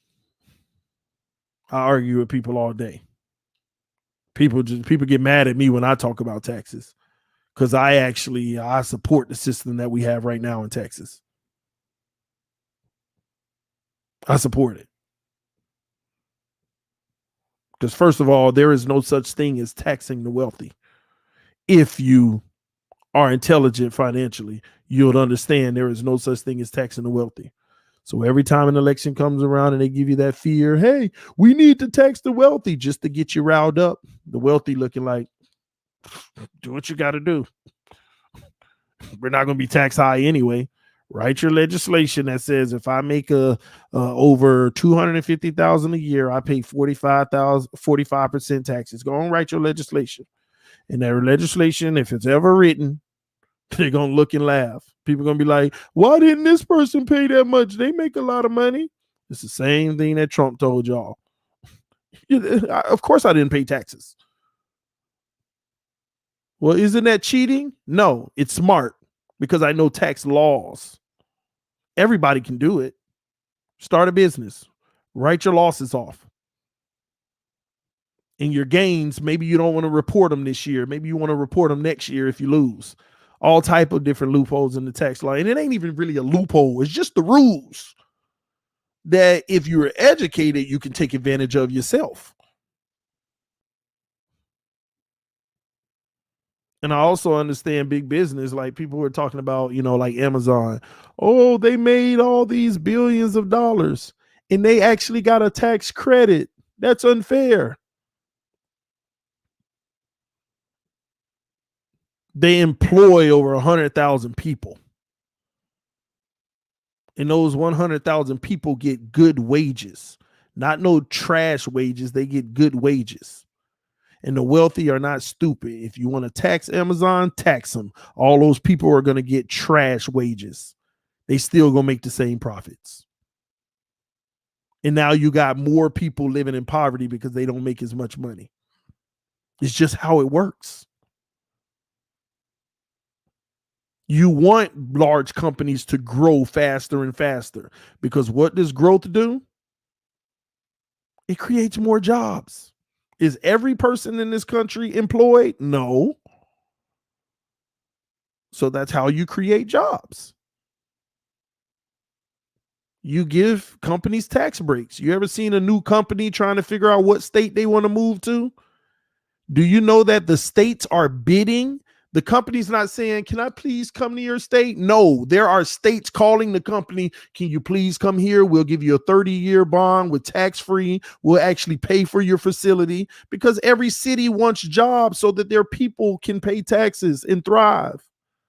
You don't want these businesses to pay taxes, at least not heavy taxes, because you want them to stay so they can employ your residents, your people. Somebody said TD Tax Talk. No, we just talking, man. See, these are those nights where I'm chilling, conversation, somebody bring up a topic, we talk.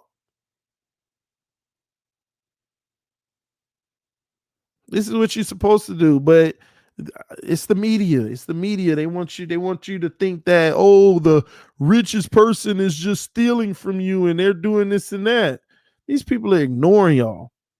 They're ignoring people because why should they care? They're doing what's right. They're actually providing jobs. They're employing people and they will never cut their profit short. So if you want to raise my taxes, okay, I'll just lower my wages. And if you don't want to work for me, now it's even harder to find jobs because all the corporations got tax heavier and all the corporations will lower their wages. Now you don't make enough. Now you need to go get 2 jobs. Now you're even more stressed. Now you're even more stressed. Now you're even more just worried in life. You got to go get 2 jobs now because you can't get that good one now because you don't understand how the tax game run. That's how it works, man. I just notice all the twisting and fear that's given just to drive an agenda and make people think one thing when it really isn't. And you know, I never knew this in life, but I've been intelligent enough to live through 3 voting cycles. And what I mean by living through 3 voting cycles, I've been through probably like 8, you know. I'm 36. So I've been through a lot. But ones that I can actually intelligently recognize what's going on, I've been through 3. Only 3. And I see some common trends in all 3 of those voting cycles. Every voting cycle, I see the fear, I see the conversation about taxing the rich. I see African Americans being killed by police officers at a high rate. Like right now, there are African Americans being killed by police officers, but do you see it on the news?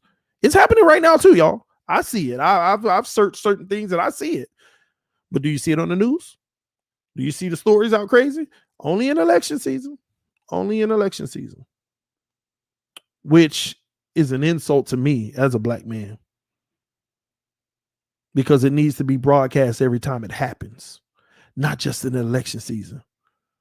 And I feel like certain groups of people are using people's fears and frustrations.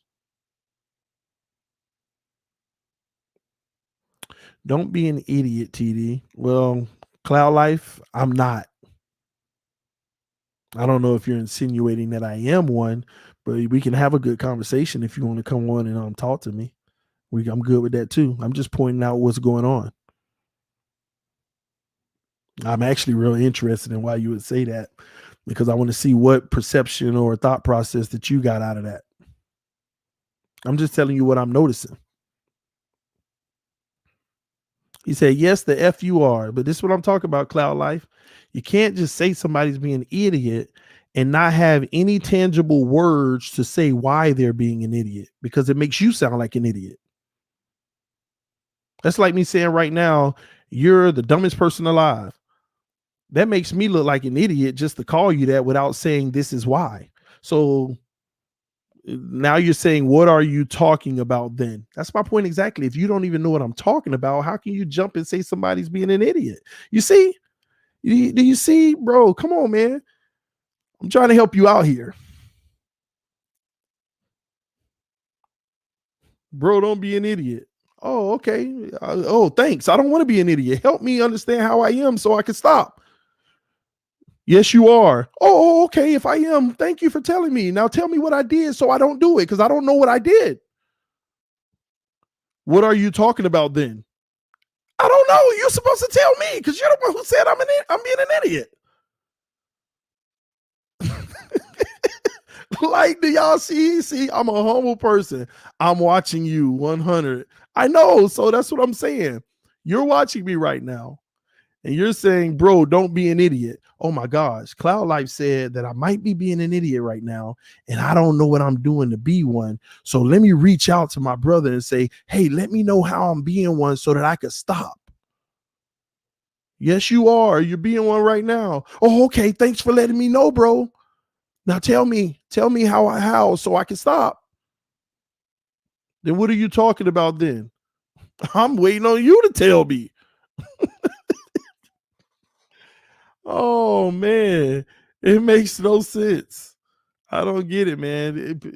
What I just don't understand is when people don't like what they're hearing, they'll say something but have no tangible information behind it. They'll have no tangible information that can actually help me understand what they're talking about. I don't even think they know what they're talking about. Man, they try to divide us. We are all the same. We are all Americans, and I agree with that. But some groups are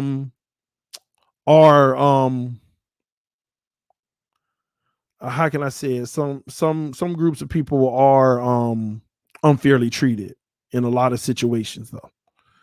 And I think that's where a lot of frustrations come from with a lot of people. Right? Okay, if you get caught smoking weed, but if you murder someone on our let go the next day, what a thing of your leg to monitor you. Not okay. I didn't get that. Write it again. Help me out. Write it again. Write it again. Maybe I'll be able to answer that better. Write it again for me. Since Lord, I said it's all love, but certain groups of people get treated unfairly. Absolutely. That's just the world that we live in. That's the world we live in, you know? And I think the biggest mistake is some people make is thinking that we're going to change that aspect of the world. We can keep trying, but it's just, how it's made. Some groups are diverse and want to accentuate what differences we may have rather than bring people together. Dwayne, I agree with that too, man. At the end of the day, I just believe in loving the person next to you. It doesn't matter man, woman, whatever you identify as, color, race, creed, whatever, just love it, respecting the person next to you. And reciprocating that. That's what's important, because you got one life to live. You got one life to live, man. At the end of the day, you should be focused on your own well-being and your family. Focusing on everything else it will put people in a rat race. Have them worrying about something, and then 60 years they look up and nothing's changed, and they're like, where did all my years go? Worrying about something that you couldn't control. Focus on living your best life, man. Our game starts at 1:00 tomorrow. If I'm not mistaken, no, Saturday. I said tomorrow. Saturday, the game is at 1. We are different. We just need to tolerate and understanding of each other. Yeah, I agree. We do. And listen, it's actually human nature to have biases, and it's just human nature, and that's just the truth of the matter. And it's just up to everybody to work through those. And again, that big word respect is all that matters. Yeah, I'll be streaming CB83 Saturday. I will be streaming. It's just about respecting everybody, man. Giving everybody the respect that they deserve. TD speaking facts. Talk that talk, man. I'm just talking. I'm sitting here having a good time. I'm chilling. It's 11:12. The house sound quiet, and I'm just kicking it with y'all, man. Talking about whatever y'all want to talk about. Dolphins cooking on Saturday. You better know it. I can't wait, man. But yeah, man, like I said, man, I ain't trying to ruffle no feathers or get nobody upset. I'm just giving you my own experiences, my own beliefs, my own thought process, because I don't shy away from it. And above all, I put God in front of everything. So, I don't live with fear. I don't live with worry. I don't live with concern.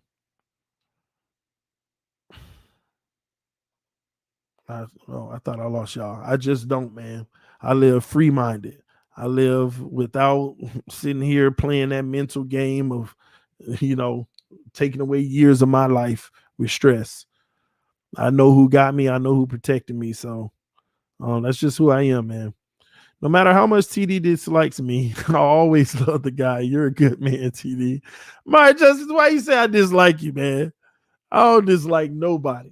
I may talk trash sometimes to some people based off their comments, but I don't dislike anyone. That's another thing. If I'm ever getting on you and I'm ever going at your comment and going in, it ain't personal. I promise you. I may say some things that sound like it, but it ain't, man. It's all love at the end of the day. Trust me. I don't hold grudges. I don't take nothing. I don't take nothing. You know what I mean? I don't know. I mean, even in that with Cloud Life again, me and Cloud Life just had a little exchange. It's all love, just like he said. We love you, bro. Ain't nothing but love coming from me at all times, man. That's right, TD. Same here, bro. Shout out to the homie Chef Jew, man. TD Master at Works is live talking how Mac Jones will crush the AFC East. Oh my gosh, I would go over there, but I ain't gonna waste my time because he gonna raise my blood pressure tonight. Oh man. Straight up, man. Who's your favorite white actor? That's an interesting question. A lot of people would say Leonardo DiCaprio. I actually love Angelina Jolie. Hopefully she white. I don't know. I love Ben Affleck. Who else? what's my guy? Mark Wahlberg. He's excellent. Oh, Drisky just took it right out of my mouth. Tom Hanks. Tom Hanks. I really love Tom Hanks movies that are like you know, the ones where with like the Catholic Church and all of that. It's he makes a lot of those, so I don't remember the names right now. But y'all, if you watch him, you know. Who else? Who else do I love? What's his name? What's his name? Gosh, I don't know why I'm running a blank on his name. I love Liam Neeson. I also love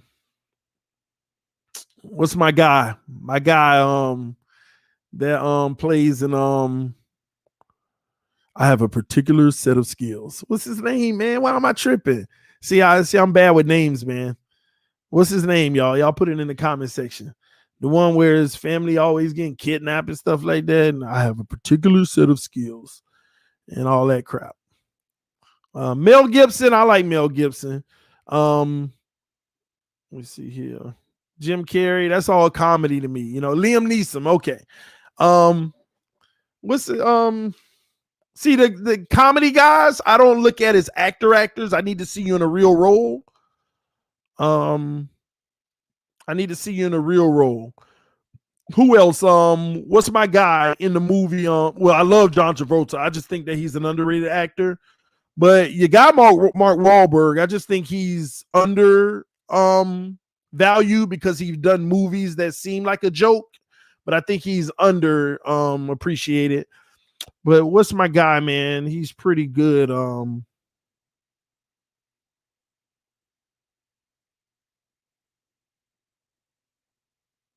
We already said Mel Gibson.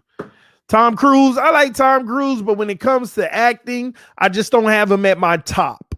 Again, a lot of action movies, this and that. I want to see guys that are like, you know, actually doing movies that are stories. Like, let me give you an example. I love Denzel Washington, and especially in the black community, everybody, you know, has Denzel top 3, period, right? But I didn't never respect Denzel as an actor. I mean, I've always respected him as an actor. He's great. But like being like the best of the best, I never respected until I saw Fences.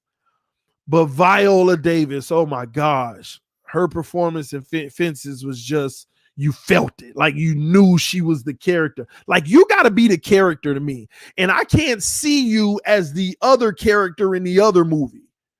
See, that's when I can't get down with you as a great actor, because I don't want to feel you like somebody said Will Ferrell. No, he can't get it from me, because no matter what Will Ferrell movie I watch, I still feel the comedy Will Ferrell.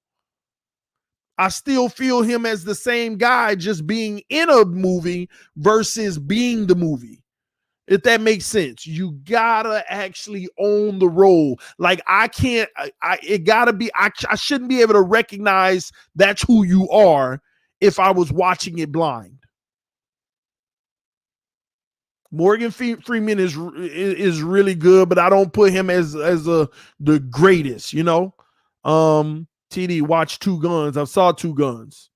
Y'all don't understand. I'm a movie fanatic. Samuel L. Jackson, very underrated.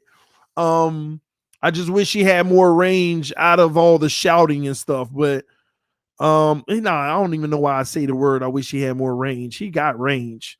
Like I watched Samuel L. all the way back to like Pulp Fiction and stuff, and I think just the way he played the character was. Y'all don't understand. I'm a movie junkie. I appreciate great acting. Like it's rare where a movie said, man, this person is acting their behind off, man. Like this is a GOAT. Like you feel it. Like I don't cry. I ain't an emotional person, but if you can get me to feel you, man, you are doing it as an actor. You're doing it, man. So there's a lot of great actors, like I said, man. Lawrence Fishburne, yeah. Well, you know, okay. Yeah, Mel Gibson. I told you, Mel Gibson. But yeah, man, I just love movies. But hopefully, Kevin Bacon, yes. Great. Cuba Gooding Jr., one of the greats. Yes. Yes. Liam Neeson already said earlier. Robert De Niro. Yes. Robin Williams. Man. Yes. Lorenz Tate.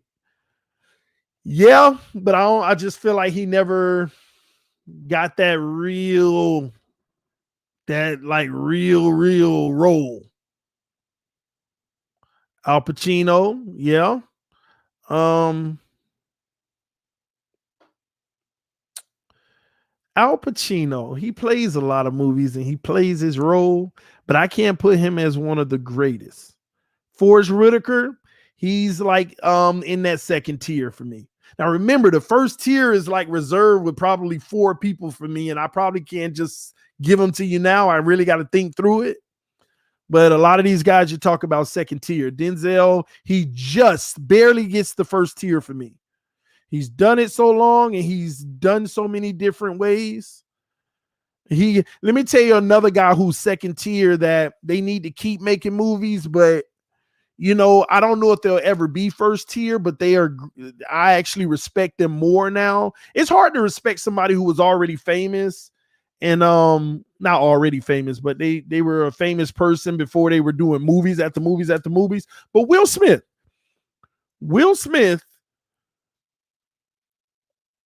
what he did with Ray, what he did with Ali,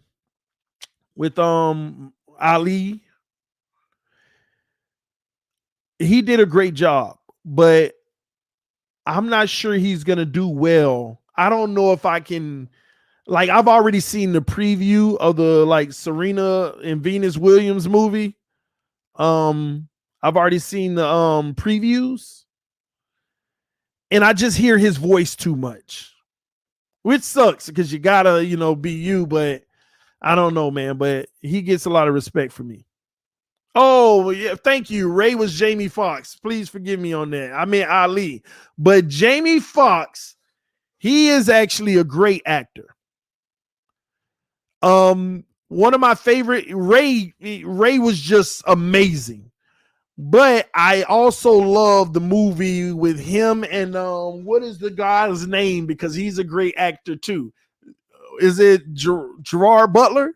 Am I right? Is it Gerard Butler? Jamie Foxx, I think it's Gerard Butler. What is the movie called where he was in prison, but he kept getting out of prison and taking people out and tunneling back into prison? What's his name again? Come on, y'all. Some of y'all got to be movie junkies like me. Come on, somebody give me the name of the movie. Man, what is it called? What is it called? Law-abiding citizen. Who did it? Thank you, D-Dub. Thank you. That's it. Law-abiding citizen. I just love that movie, by the way. I love it. But Gerard Butler, that guy is cool. He's a great actor too. But yes, law-abiding citizen. Jamie Foxx did a good job in that movie too. If you ain't seen Law-Abiding Citizen, you got to check that one out. That is a really, really good one. You watch Madea. I've sin a lot of Madeas, but I probably ain't seen none of the new ones if he's made any more in the last 10 years. No. Idris Elba, great actor. I want to see some of these guys are great actors, but they're co-actors. They don't have a main role. So I want to see the story about you and you showing me those skills. Viola Davis, best female actor. Salute. Salute.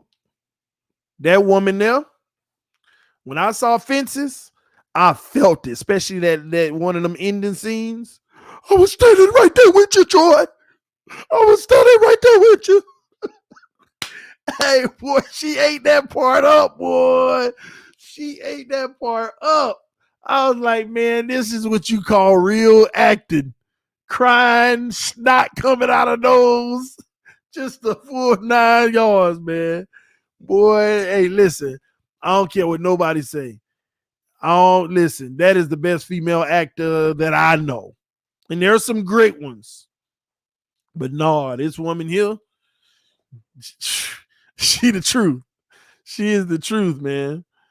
300 movie was so good. Yeah, but that ain't much acting. That's just, it's acting, but they don't see the movie 300 was amazing as a movie, but that's not showing people's range. That movie's not going to show range. I'm buzzing right now. Clint Eastwood, yes, gotta respect Clint. Man, there's so many. Tupac, you know what? Real talk, underrated. Tupac was a good actor. What was it? Was it Above the Rim? Poetic Justice? He played his role and did great jobs in both of them. Pac was a good actor too. And matter of fact, he would have went down that path and done some great stuff because he played his role very well. He can be that nice, softer guy, and he can be that guy, So, but his life was ended too soon. Snoop, again, I can't never see him out of character. When have you ever seen him out of character? Out of being Snoop Dogg. See, when you go into a movie as Snoop or whatever, it just you just can't get it. LeBron James Space Jam. I haven't even seen the movie yet. Titanic was great work. Yes, it was. But that's your boy Leo. That's Leonardo. Leo got range. Leo got the full thing, man. Leo even speaking accents and stuff in his movies. Man, Leo just got the package. It just is what it is. Sidney Poitier, yep. DMX, yes, DMX was a good actor. You see, he just doing his job, read his lines well and do them. Even in Cradle to Grave or whatever with Aaliyah and Jet Li or whatever, if I'm not mistaken. Yeah, he did that well. Also, the father, like Aaliyah's father in the movie, he's a good actor too, but I don't ever remember his name. Angela Bassett is a good actor. She is a good actor. DMX and Belly is Belly. Whoopi Goldberg, yeah. Man, y'all bringing all the people out. But nothing's like a really good movie, man. Louis Gossett Jr., man. Queen Latifah, she's a good actor. Like my wife cried on Set It Off. I'm like, baby, she got a lot more movies, but my wife cried on Set It Off. But she's just, again, y'all talk about actors who aren't the headliner. They're like supporting cast. I'm talking about people who do a movie and they are the story. Tom Hanks. So I'm talking about main actors. Don't give me the supporting cast. There's plenty of them. They ain't even close to the top tier because if they were, they would be a main role for them. There would be a main role for them. Michael B. Jordan. How do I feel about Michael B. Jordan as an actor? He's a good actor. He just got a ways to go. I just see through him too easy, like, as an actor. Like, he's going to be a good actor and always have a job, but I don't see him making that hit. Danny Glover, yes, that's the homie. All of Lethal Weapons. All Lethal Weapons. I mean, Danny Glover's in a lot of movies. Dang, that reminded me of your boy. What's Danny Glover and what's the little chubby short white dude that's in movies with him too, like Gone Fishing and stuff. Danny DeVito. I think, man, I don't know, man. It's you watch mafia movies, TD, Bronx Tale, Goodfellas. I've never seen Bronx Tale. I watch a lot of movies. Bruce Willis, yes, Die Hard. Rocky, okay, yeah. TD, have you seen IP Man series? Yes, I've seen them. Joe Pesci, good one. The Revenant was a great movie. Yes, it was. Clint Eastwood, Robert Duvall, Charles Bronson, Matthew McConaughey, yes. Anthony Mackie. Man, it's just a lot. It's just a lot. Star Wars fan. No, I just never got into Star Wars. I find myself sometimes just watching the screen and watching it, but I never got into it. Cool Running. Engraven came here with Cool Runnings, man. Yeah, I've seen Cool Runnings, man. Oh man, he bringing the bobsled team into it. Chopper. Will Smith in Pursuit of Happiness. Yeah, I told you Will Smith. Will Smith is definitely a great actor. Again, I don't have him in my first. I don't think I have him in my first tier. He's like right at the bottom of the first tier and the top of the second because Ali was pretty nice too. But I'm just a movie addict, man. Some of my favorite movies. I'm probably I'm gonna try to get y'all my top 5 favorite movies, right? And it's gonna be spread out in genre. And when I say favorite, some of them may not even be like, oh my God, but these are my favorite movies. So I always love stuff that have some type of twist that make you go, oh my gosh, I can't believe this. I love those kind of movies. So number 5, I'm gonna do a countdown. Number 5. Dang, why am I forgetting the name of this movie? I think it's a Disney movie. It's a Disney movie. Dang, Avatar keep coming in my head, and it definitely ain't that. Okay, I'm trying to remember the name of it. It is a Disney movie. Okay, let me explain it to y'all because some of y'all movie junkies and you've seen it. So why am I not doing the name? I'm tripping. All right, so this is how it is. This is how the movie is. So aliens and stuff are involved in this movie. So this guy, it's like a key that he has. Oh my gosh, I just want the freaking name. I just want the name. It's not a cartoon like that, y'all, but it is like, why am I running a John Carter? Who said that? Flip side freaking fishing. Thank you.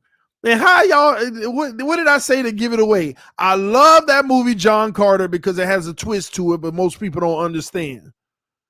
They're not patient with that movie. But John Carter, gosh, why wouldn't it come to mind? I love John Carter. And that underrated movie. I know it is. Like when you get to the end of the movie, you're like, oh, that was pretty lit. I like that. I like what they did. He said, I'm a movie junkie too. I love movies, but I know you're a movie junkie because all I had to say was it's aliens and stuff. But they had a thing like a key, and that's all I had to say for you to get John Carter. You definitely a movie junkie. Fifth Element, it was one of my favorite growing up, but it kind of went out of my order. But I loved Fifth Element growing up as a little kid. All right, so that's number 5, John Carter. Okay, number 4, Stir of Echoes. Have you seen Stir of Echoes? Let me know in the comment section if you have seen Stir of Echoes. Hopefully I'm saying that right, because y'all know I'll screw up a word here and there. People like, what are you talking about? Oh my gosh, where is my... Somebody said, nope, nope, nope, not yet. Man, maybe I'm saying it wrong. Hold on. Stir Yep, Stir of Echoes, 1999 film.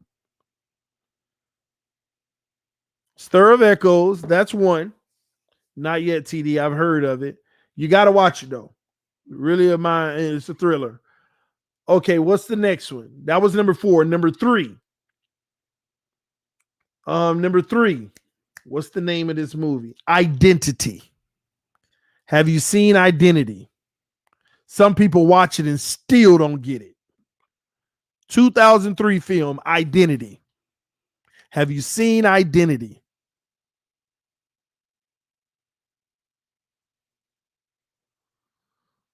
Step Brothers. Nobody seen it? Nope. The Motel movie, Warrior Love. Yes. Identity. Yes, that movie was wild. Nah. I seen Identity. Crazy twist. It's all about the twist, right? Identity it's all about the twist. So I loved Identity. That was number 3. Number 2, the very first Saw. To this day, I still can't get over the freaking man was in the room the whole time. I still can't get over it. To this day, I still can't get over the first Saw one. The freaking man was in the room the whole time. I still can't get over that crap. Oh my gosh. The whole movie you trying to figure out, and the man right there in front of you the entire time. Oh my gosh. Oh man. Nah, so Saw 1 was one of them for me. The last one was I gotta be honest, I got a lot of them. I'm just naming ones that I remember right now. But there's another one. Let me type it in, make sure this is the name. Let me see if this is it. Dang, what is that movie called? I typed it in and it ain't work. So it's not called Forgotten then, because that's in 2017 and that's not it. Oh, wait, it is Forgotten. 2004. When you type in Forgotten, 2 movies come up. But it's the 2004 movie Forgotten. Have y'all seen Forgotten? The 2004 movie. Thriller mystery. Have you seen Forgotten? Yes or no? In the comment section. Somebody said nope. No. Y'all ain't seen Forgotten? Forgotten was excellent. Chef, you done seen a lot of movies, man. Basic. It was basic to you. Listen, it was just some things in there that just took me. I've only seen 1 of your 5. No. Forgotten's a cool one too. And you know what? And it probably ain't even one of my favorites. It's just one. A lot of movies that people don't know about are very interesting to me. I've seen a lot of movies, man. Bad Boys. Who hasn't seen them? Like, you got to think about movies that you don't think nobody else has seen. You got to think about movies. And let me ask y'all a question. Who was a fan of the show 24? That is my favorite show of all time, 24. Have you watched 24, all the seasons? Jack Bauer. Have you watched 24? It's a TV series, but it was like 11 seasons. That's when you know it's good. When it gets past about 4 or 5 seasons, you know it's great. This one went 11. 24. Big 24 fan. I could watch 24 over and over and over. Every season. This guy, TD. Oh, it went by fast. I couldn't even read it. 24 kind of whack. The Wire was the shiz. Listen, 24, if you think 24 whack, man, you tripping, man. You are tripping. You know what it is? Let me tell y'all something too. This is why I can't watch movies. I can't watch stuff with my wife all the time. I don't say this to her.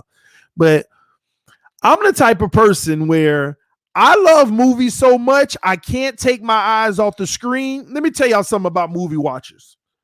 I can't watch a movie with you if you're not going to have your eyes glued on the screen the whole time.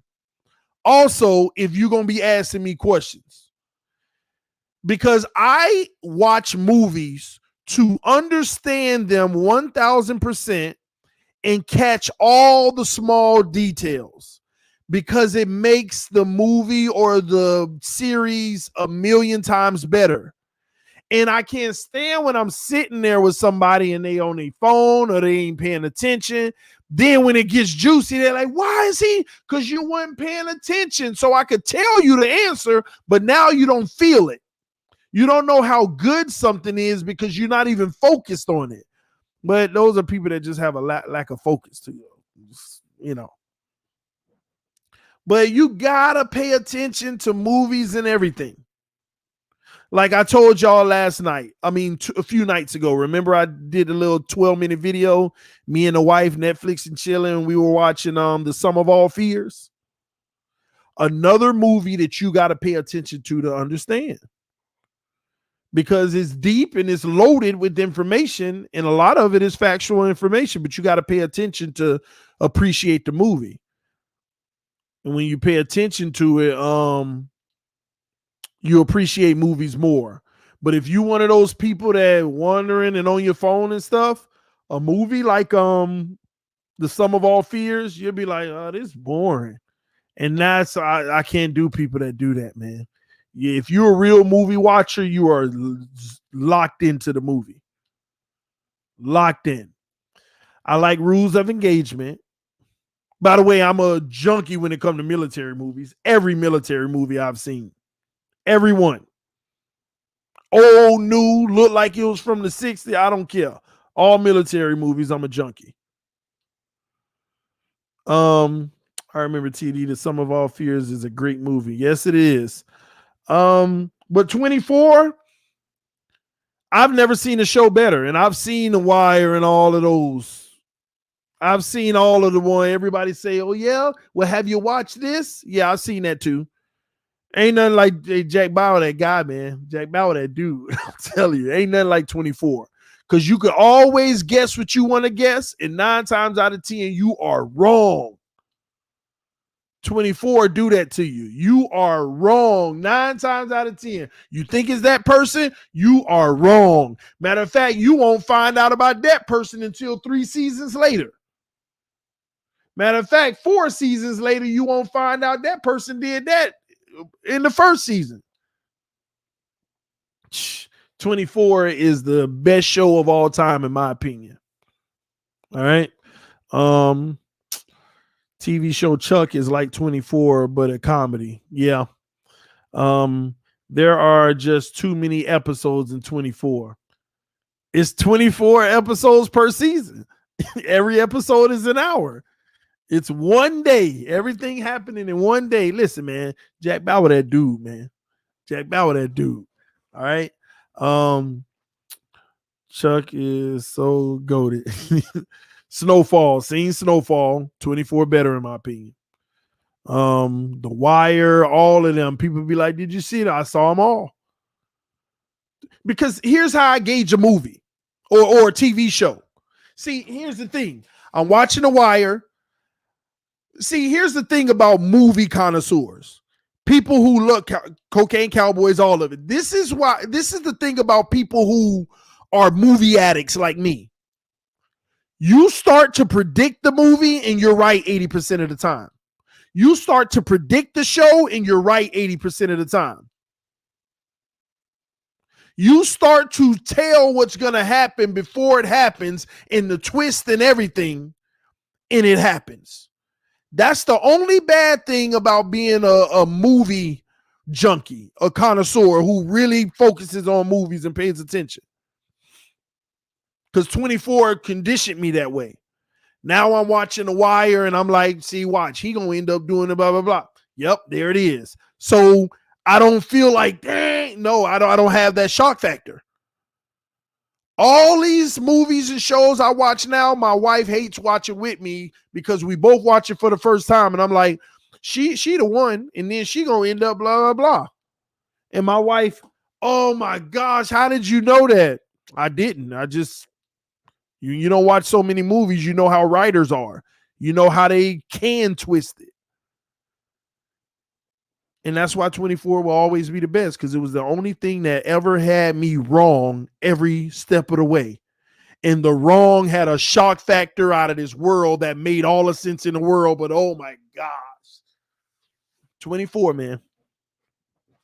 24. I'm the same way. End of Watch, seen End of Watch. I like End of Watch actually. I actually love End of Watch. It was crazy, man. That shootout in them like apartments and stuff. That was sick. That was sick, man. But stuff like that happened for real. Do you like Inception, TD? Yes. That's with Leo. Saving Private Ryan. That was one of my favorites early on. Black Hawk Down is one of my favorites.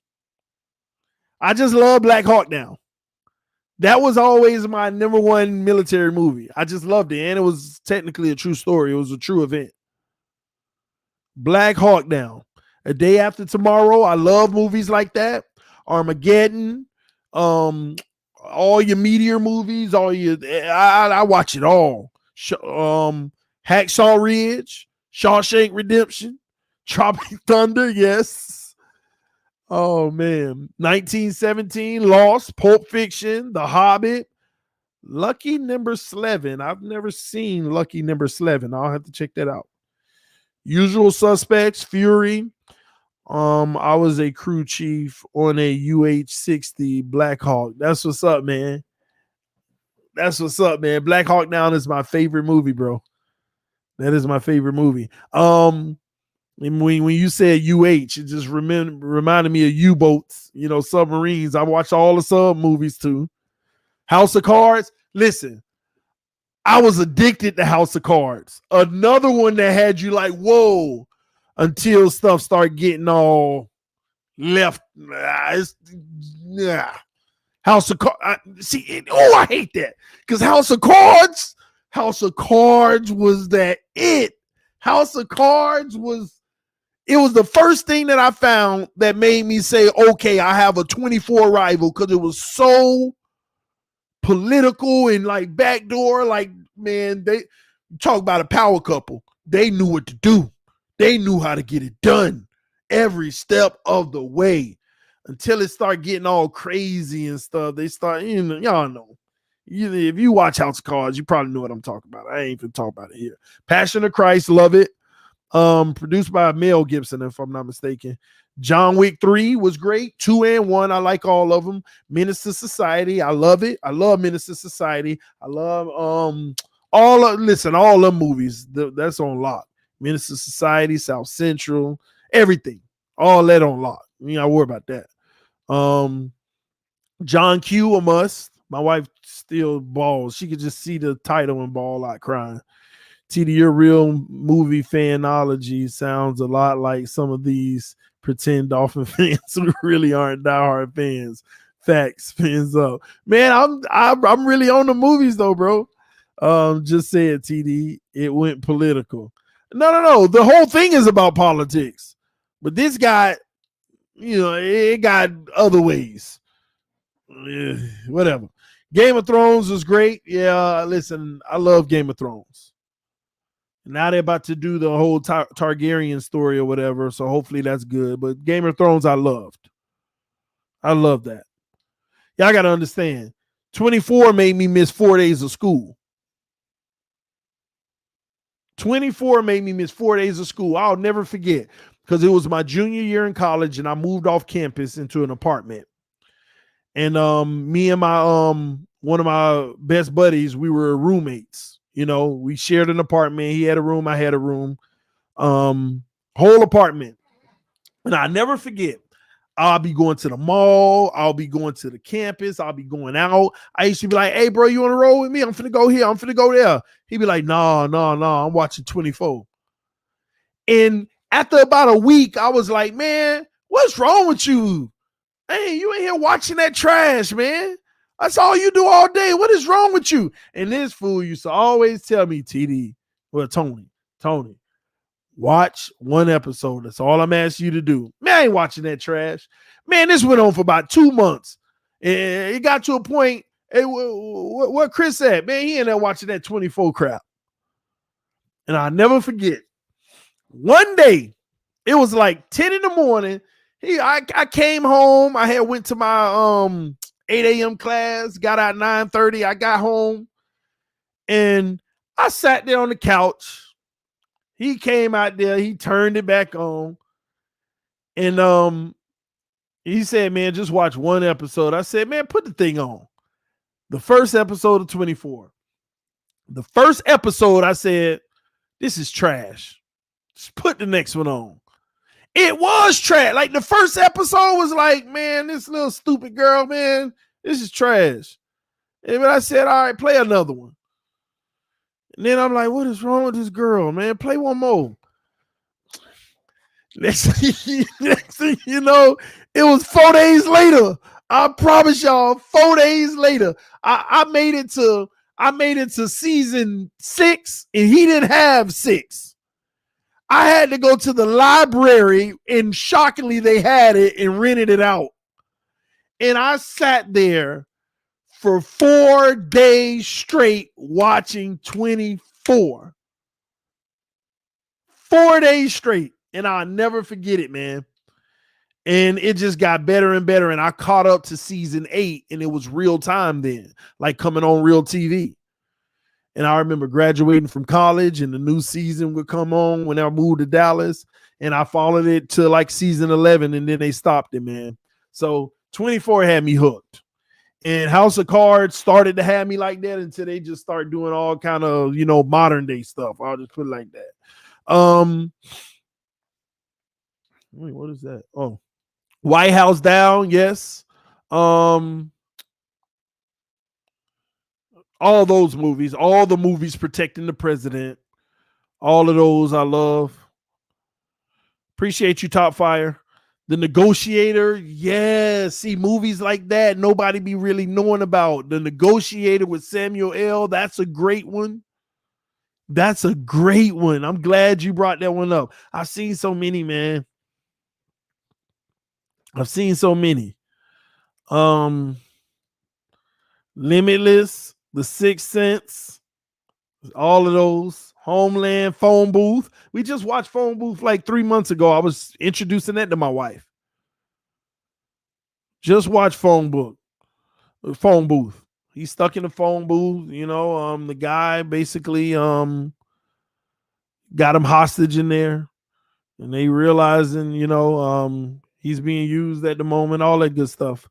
Power. Yeah, I've seen all the Power. Good, but again, 24 sets the standard for me. Molly's Game, American Beauty with Kevin Spacey. I haven't seen that. That Irish Dude, I haven't seen that either. 7, yep. My favorite movie I can say is my top 5 already is Jaws. I've seen Jaws a million times, so sometimes it just came on. So Devil in the Blue Dress, check it out. Don't need to, already did. See, when you say dress, now I gotta say I've seen The Notebook, all those kind of movies too. I've seen all that stuff. 12 Angry Men, The Bone Collector with Denzel. I've seen every Denzel movie that you could see. I've seen his plays too that he's been in. So anything you name with Denzel, I've seen. I've seen every one of them. All right. Original Star Wars. Again, I haven't really been on the Star Wars. Oh man, but anyway, man, what time is it, man? It's 11:53. Y'all keeping me up all night talking movies, talking everything. I've seen all the Hills Have Eyes, all the scary stuff, Final Destinations, Scream, Candyman, Chucky's, all that stuff. All that stuff. Do y'all remember a movie that I think it was like in New Orleans? And what happens is the old people switch bodies with the young people eventually. Forgot what it's called. They switch bodies with the younger people. And they do that like every 20 years or whatever. They take the bodies of the young people or something like that. Not Get Out. That's different. That's different from what I'm talking about. Somebody gonna say it. Watch. Somebody gonna know what I'm talking about. Dang, but I don't know why I don't remember the name. It's not Get Out. Get Out is the one where, Skeleton Key. Thank you. Chef Drew. See, Chef Drew is a movie connoisseur. Chef Drew is a movie connoisseur. Skeleton Key. I like that movie too. I mean, it's kind of crazy, but I like that movie too. Thank you, man. See, Chef Drew on the movies. Okay. Listen, Chef Drew, you just got your badge. You just got your movie badge, homie. You just got it. You done proved to me too many times tonight that you know what you're talking about. So I trust you. I trust you when it comes to movies. Skeleton Key. See, I done seen so many, I just can't remember the names. I don't even try to remember no more because I watch so many movies. Like, y'all don't understand. I'll be looking at some Dolphins news tonight, but I might start watching a movie. Breaking Bad, yeah, saw all of that. Netflix, Six Underground, saw that. I mean, all the Netflix stuff that's current, I've seen. I always see the current stuff because everything new that come out, I'm trying to watch it so I never get behind. But I'm always searching for the old stuff that I didn't see that's worth it. Because all the new stuff that's going to come anyway. I'm always watching something. I probably watch 3, 4, 5 movies a week. And like I'm finna go take a shower and I might start one. May not finish. Conjuring 1, 2, 3, all the Conjurings, Halloween's, Long Kiss Goodnight, Kiss the Girl, all of that stuff. Brokeback Cowboys, oh Lord. Extraction, yep, seen that. Wait, Extraction, is that the newer one? With your boy, what's his name? You know, Thor, you know what I'm talking about. They got the boy out. Is that the new one, Extraction? Because there's another Extraction too. Just let me know if that's the one you're talking about. Outpost, seen that. Leprechauns, all of those. Gremlins, Tenet, yep. Liam Hemsworth, okay. Have you seen Disney Soul? Yeah, I've seen Soul. I watch all the movies too with the kids. Now, let me tell you something about Disney movies. Them kid movies. Every Disney movie I realized was made for adults too. Because you're going to understand stuff as adults that the kids don't even understand. And that proves that they made for all of us. Because it'd be stuff like they put that in there, but the kids are oblivious. Coming to America 1 and 2, yeah. What happened to Monday? You mean with all the girls? Monday, like all the girls or whatever? I saw what happened to Monday. Coco is legit. Soul was awesome. Hey, that's funny. Somebody said what's happened to Monday. A lot of people ain't seen that.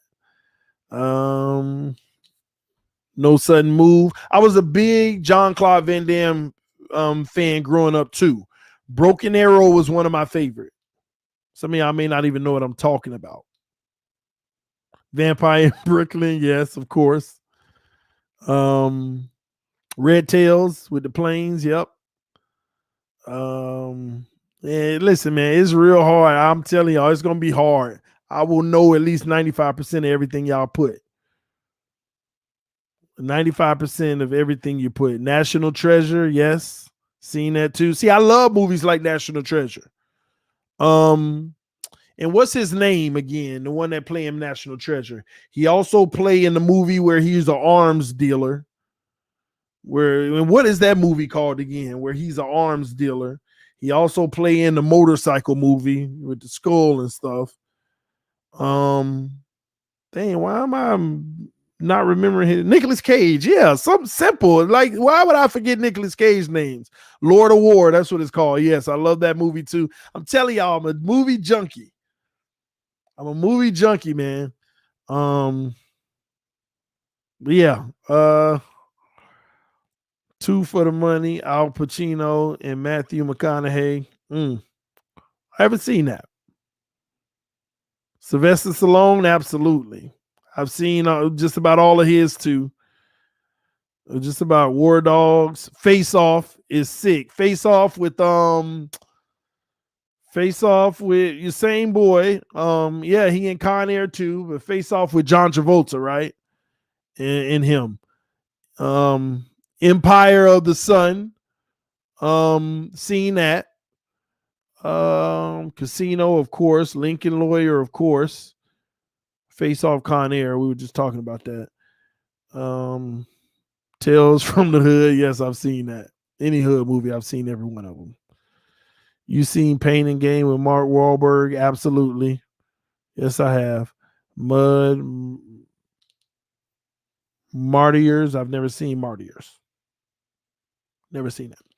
I never even heard of it. But yeah, man. Indiana Jones. Come on, man. Everybody's seen those. Right. Raging Bull. Robert De Niro. Yeah.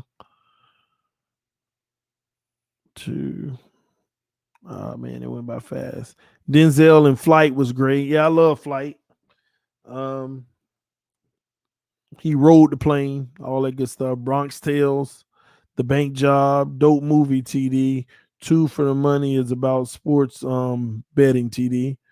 Oh, okay, because I saw the one with KG and Adam Sandler recently. I forgot what that one was called. Pacific Rim 1 and 2. Have you seen Pacific Rim 2? Yeah, there's another one.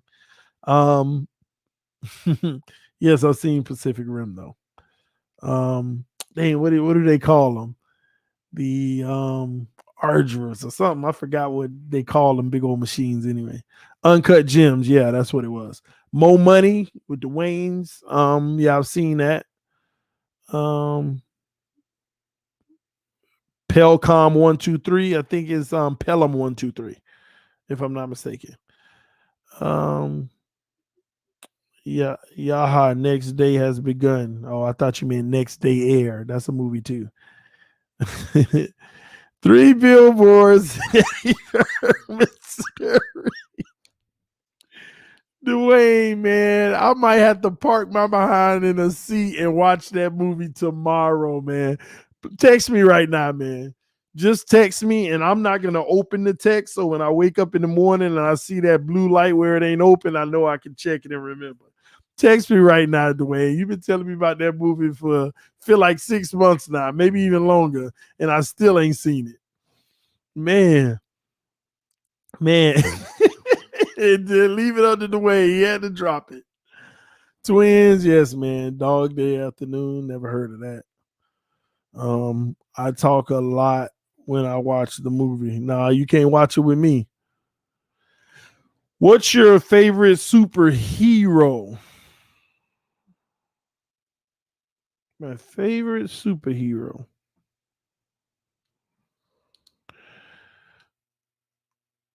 I don't know if I can classify him as a superhero, but he's a superhero to me. Goku. I'm a huge Dragon Ball Z fan, by the way. Dragon Ball, period. That's something you may not know. I'm a Dragon Ball kid. And some of y'all probably are too. But Goku, the greatest ever. Ain't none of your superheroes can beat Goku. None of your superheroes. That's the GOAT. Goku is the GOAT. I don't care nothing about no Superman. I don't care nothing about nobody. I don't care what superpowers you got. Ain't nobody beating Goku. Goku the GOAT. Period. Goku ain't nobody touching Goku.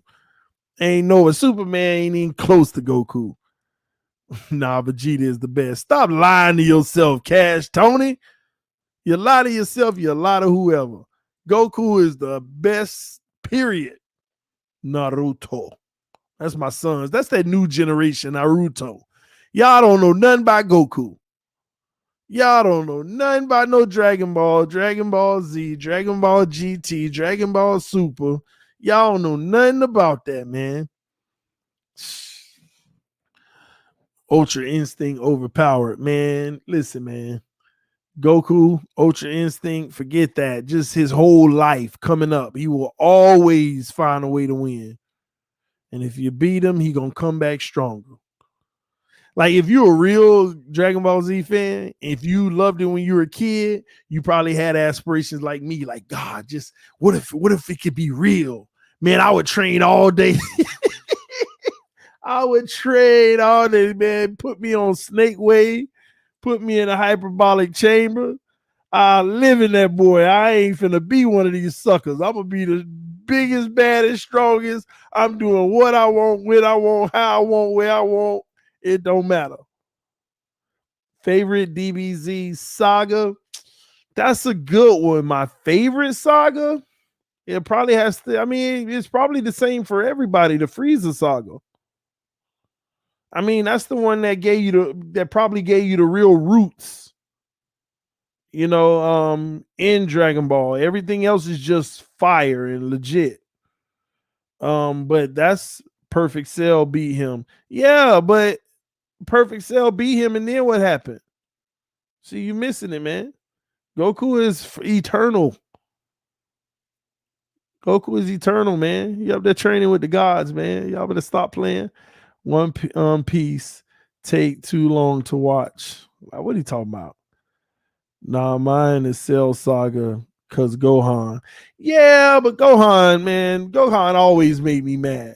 I always felt like Gohan is that soft kid that could beat people up if he knew it. Just soft. Just a little powder that could beat people up if he knew it. That's how I always felt about Gohan, man. Especially when they say, he got this hidden powers and stuff like that. Gohan always found a way to just disappoint me. Just like, yeah, Gohan. Oh, yeah, leave it to him. That's why Goku, that dude. Goku ain't nobody. Every time Goku came back fresh, he came back with something new. Instant transmission. Like, I remember when he came back with Nappa and Vegeta first landed on Earth, and Goku showed up, and he was just faster than everybody. Hey, man, y'all bringing me back to the 5th grade, man. Y'all bringing me back to the 5th grade. Piccolo was that dude, too. Yeah, he was that dude. But come on, man. Come on, man. TD, Yumi, and Dupree. High expectations. TD, do you play any video games? I mean, I haven't played video games much like in the last 10 years outside of Madden, and I just play it to play it sometimes. But I don't play anything hardcore anymore because, the last 10 years, all these kids and stuff, you got to hammer down and get it done in whatever way that is, whether that's making a better future for your family or just raising them in general. Listen, man, I got 5 kids. 5 kids. So it's always something. Okay. Roronoa Zoro over Piccolo. Man, y'all gotta stop. It's all about Krillin, bro. Y'all better stop, man. Y'all better stop. Y'all better stop. You watch any other animes? Yeah, I've seen Naruto. My kids get mad when I say it like that. Naruto. I seen that. Titans. I've watched some of that with the kids because they like it. I try to get into some of the stuff they like. It just ain't as good. I know it's a different time. But again, it's about attention span because Dragon Ball made you pay attention because it was long series. Like you had to watch every episode and you're like, come on, man, hurry up off Snake Way. Hurry up, man. Gosh, man, let the fight begin. But it ain't for another 12 episodes. Like it was just always something. You had to be patient. But today, these kids want it right away. And a lot of the stuff now reflects that. But it's Solomon said Sailor Moon. Yeah, I remember that growing up. Y'all gotta stop, man. The stuff that came on TV, Tailspin. Y'all remember Tailspin? Do y'all remember Tailspin? DuckTales? Woo! DuckTales. I watched Tailspin. I watched. I don't know, man. It was an order I had. I think when I first got home, because every day I would walk home, but I would race home. I probably lived about, I don't know. I got to gauge how far it is, but I feel like it's like 3 miles from the school, from my elementary school. And and there was a corner store right around the corner from my house. So I think we'd get out of school like 3:00 and I would be walking so fast. Like I would get home at like 3:30. I'd be cutting corners and going through yards. And I get home at 3:30, but I would run to the corner store and get me some snacks. And I got to be in front of the TV by like 4:00 because Tailspin come on at 4.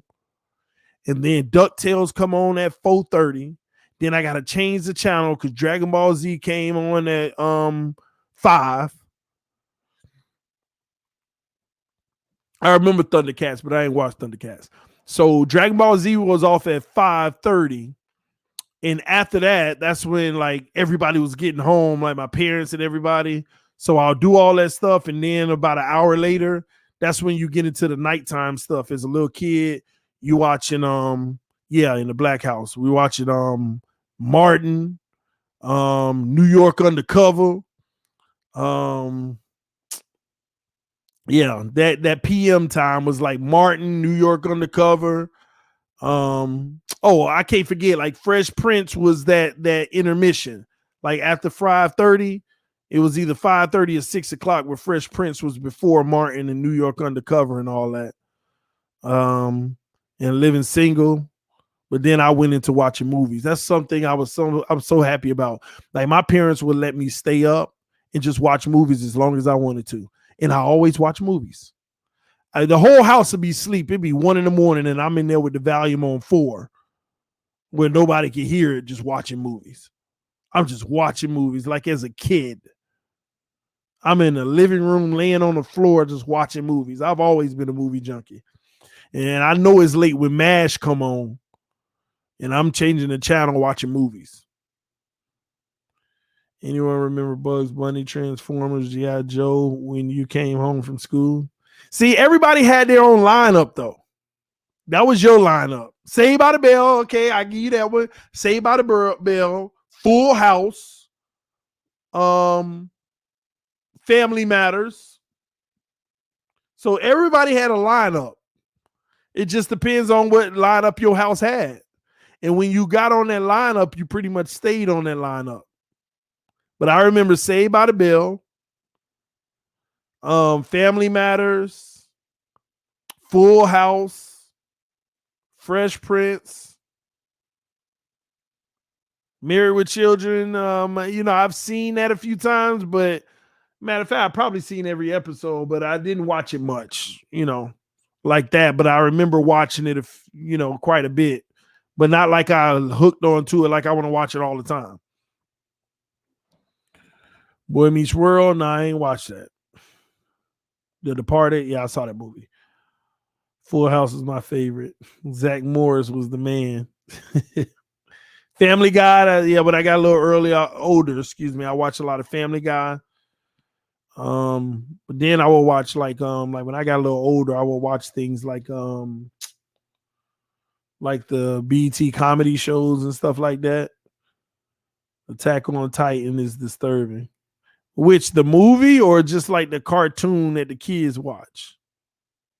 Soul Train when I was really young, but South Park, I used to watch that a lot. Family Guy too. South Park, I used to watch a whole lot. It was just funny to me. Yeah. All the stuff that really kids shouldn't be watching, but it is what it is. Anyway, man, y'all leave me alone. Gosh, man, I'm supposed to have been showered in my bed. Like, y'all spending a Thursday night with TD, man, I'm appreciative of it, man. Hey, nice going on a date with all y'all. Honest, friendly date. I don't want none of y'all taking it the wrong way. Nice hanging out with y'all tonight, grabbing a few drinks, H2O. Shake the cup. Def Comedy Gems, yeah. All right, y'all stop. Stop. The Last Samurai, yeah, I saw that too. But y'all stop. Stop naming movies. Stop talking. Let's go to bed. I gotta go take a shower. I gotta go say my prayers. I gotta write my agenda for tomorrow. I gotta check to see how my stocks did today, and then I need to go to bed. Good night. Love y'all. I'll see y'all tomorrow. Go to sleep. Leave me alone. Appreciate you, TD. Go to bed, brother. I just mess with y'all. I'm out of here, though, man. I appreciate y'all hanging out with me tonight. Really, I'm going to be honest with y'all. See, I'm still talking myself. But I'm going to be honest with y'all. Like tonight, I was like, should I go live, man? All this contradicting information. I said, let me do it because I'm going to hang out with my peeps. They probably ain't got nothing to do. I ain't got nothing to do. Let me go ahead and do it. But tonight was a blast, man. I had a lot of fun for those who stuck around just to hang out and talk. Just talk. Appreciate y'all hanging out, man. Hard Knocks, yeah, I've seen all of them, plus last week's. But anyway, stop writing movies. I got to get out of here. Don't forget 3 billboards. I said text me, Dwayne. Let me see if he texts me. He did. I ain't gonna open it yet. All right, y'all. Love y'all. Appreciate y'all. I will see y'all tomorrow. Fins up over everything. Peace. I'm out. Whew. Give me some rest.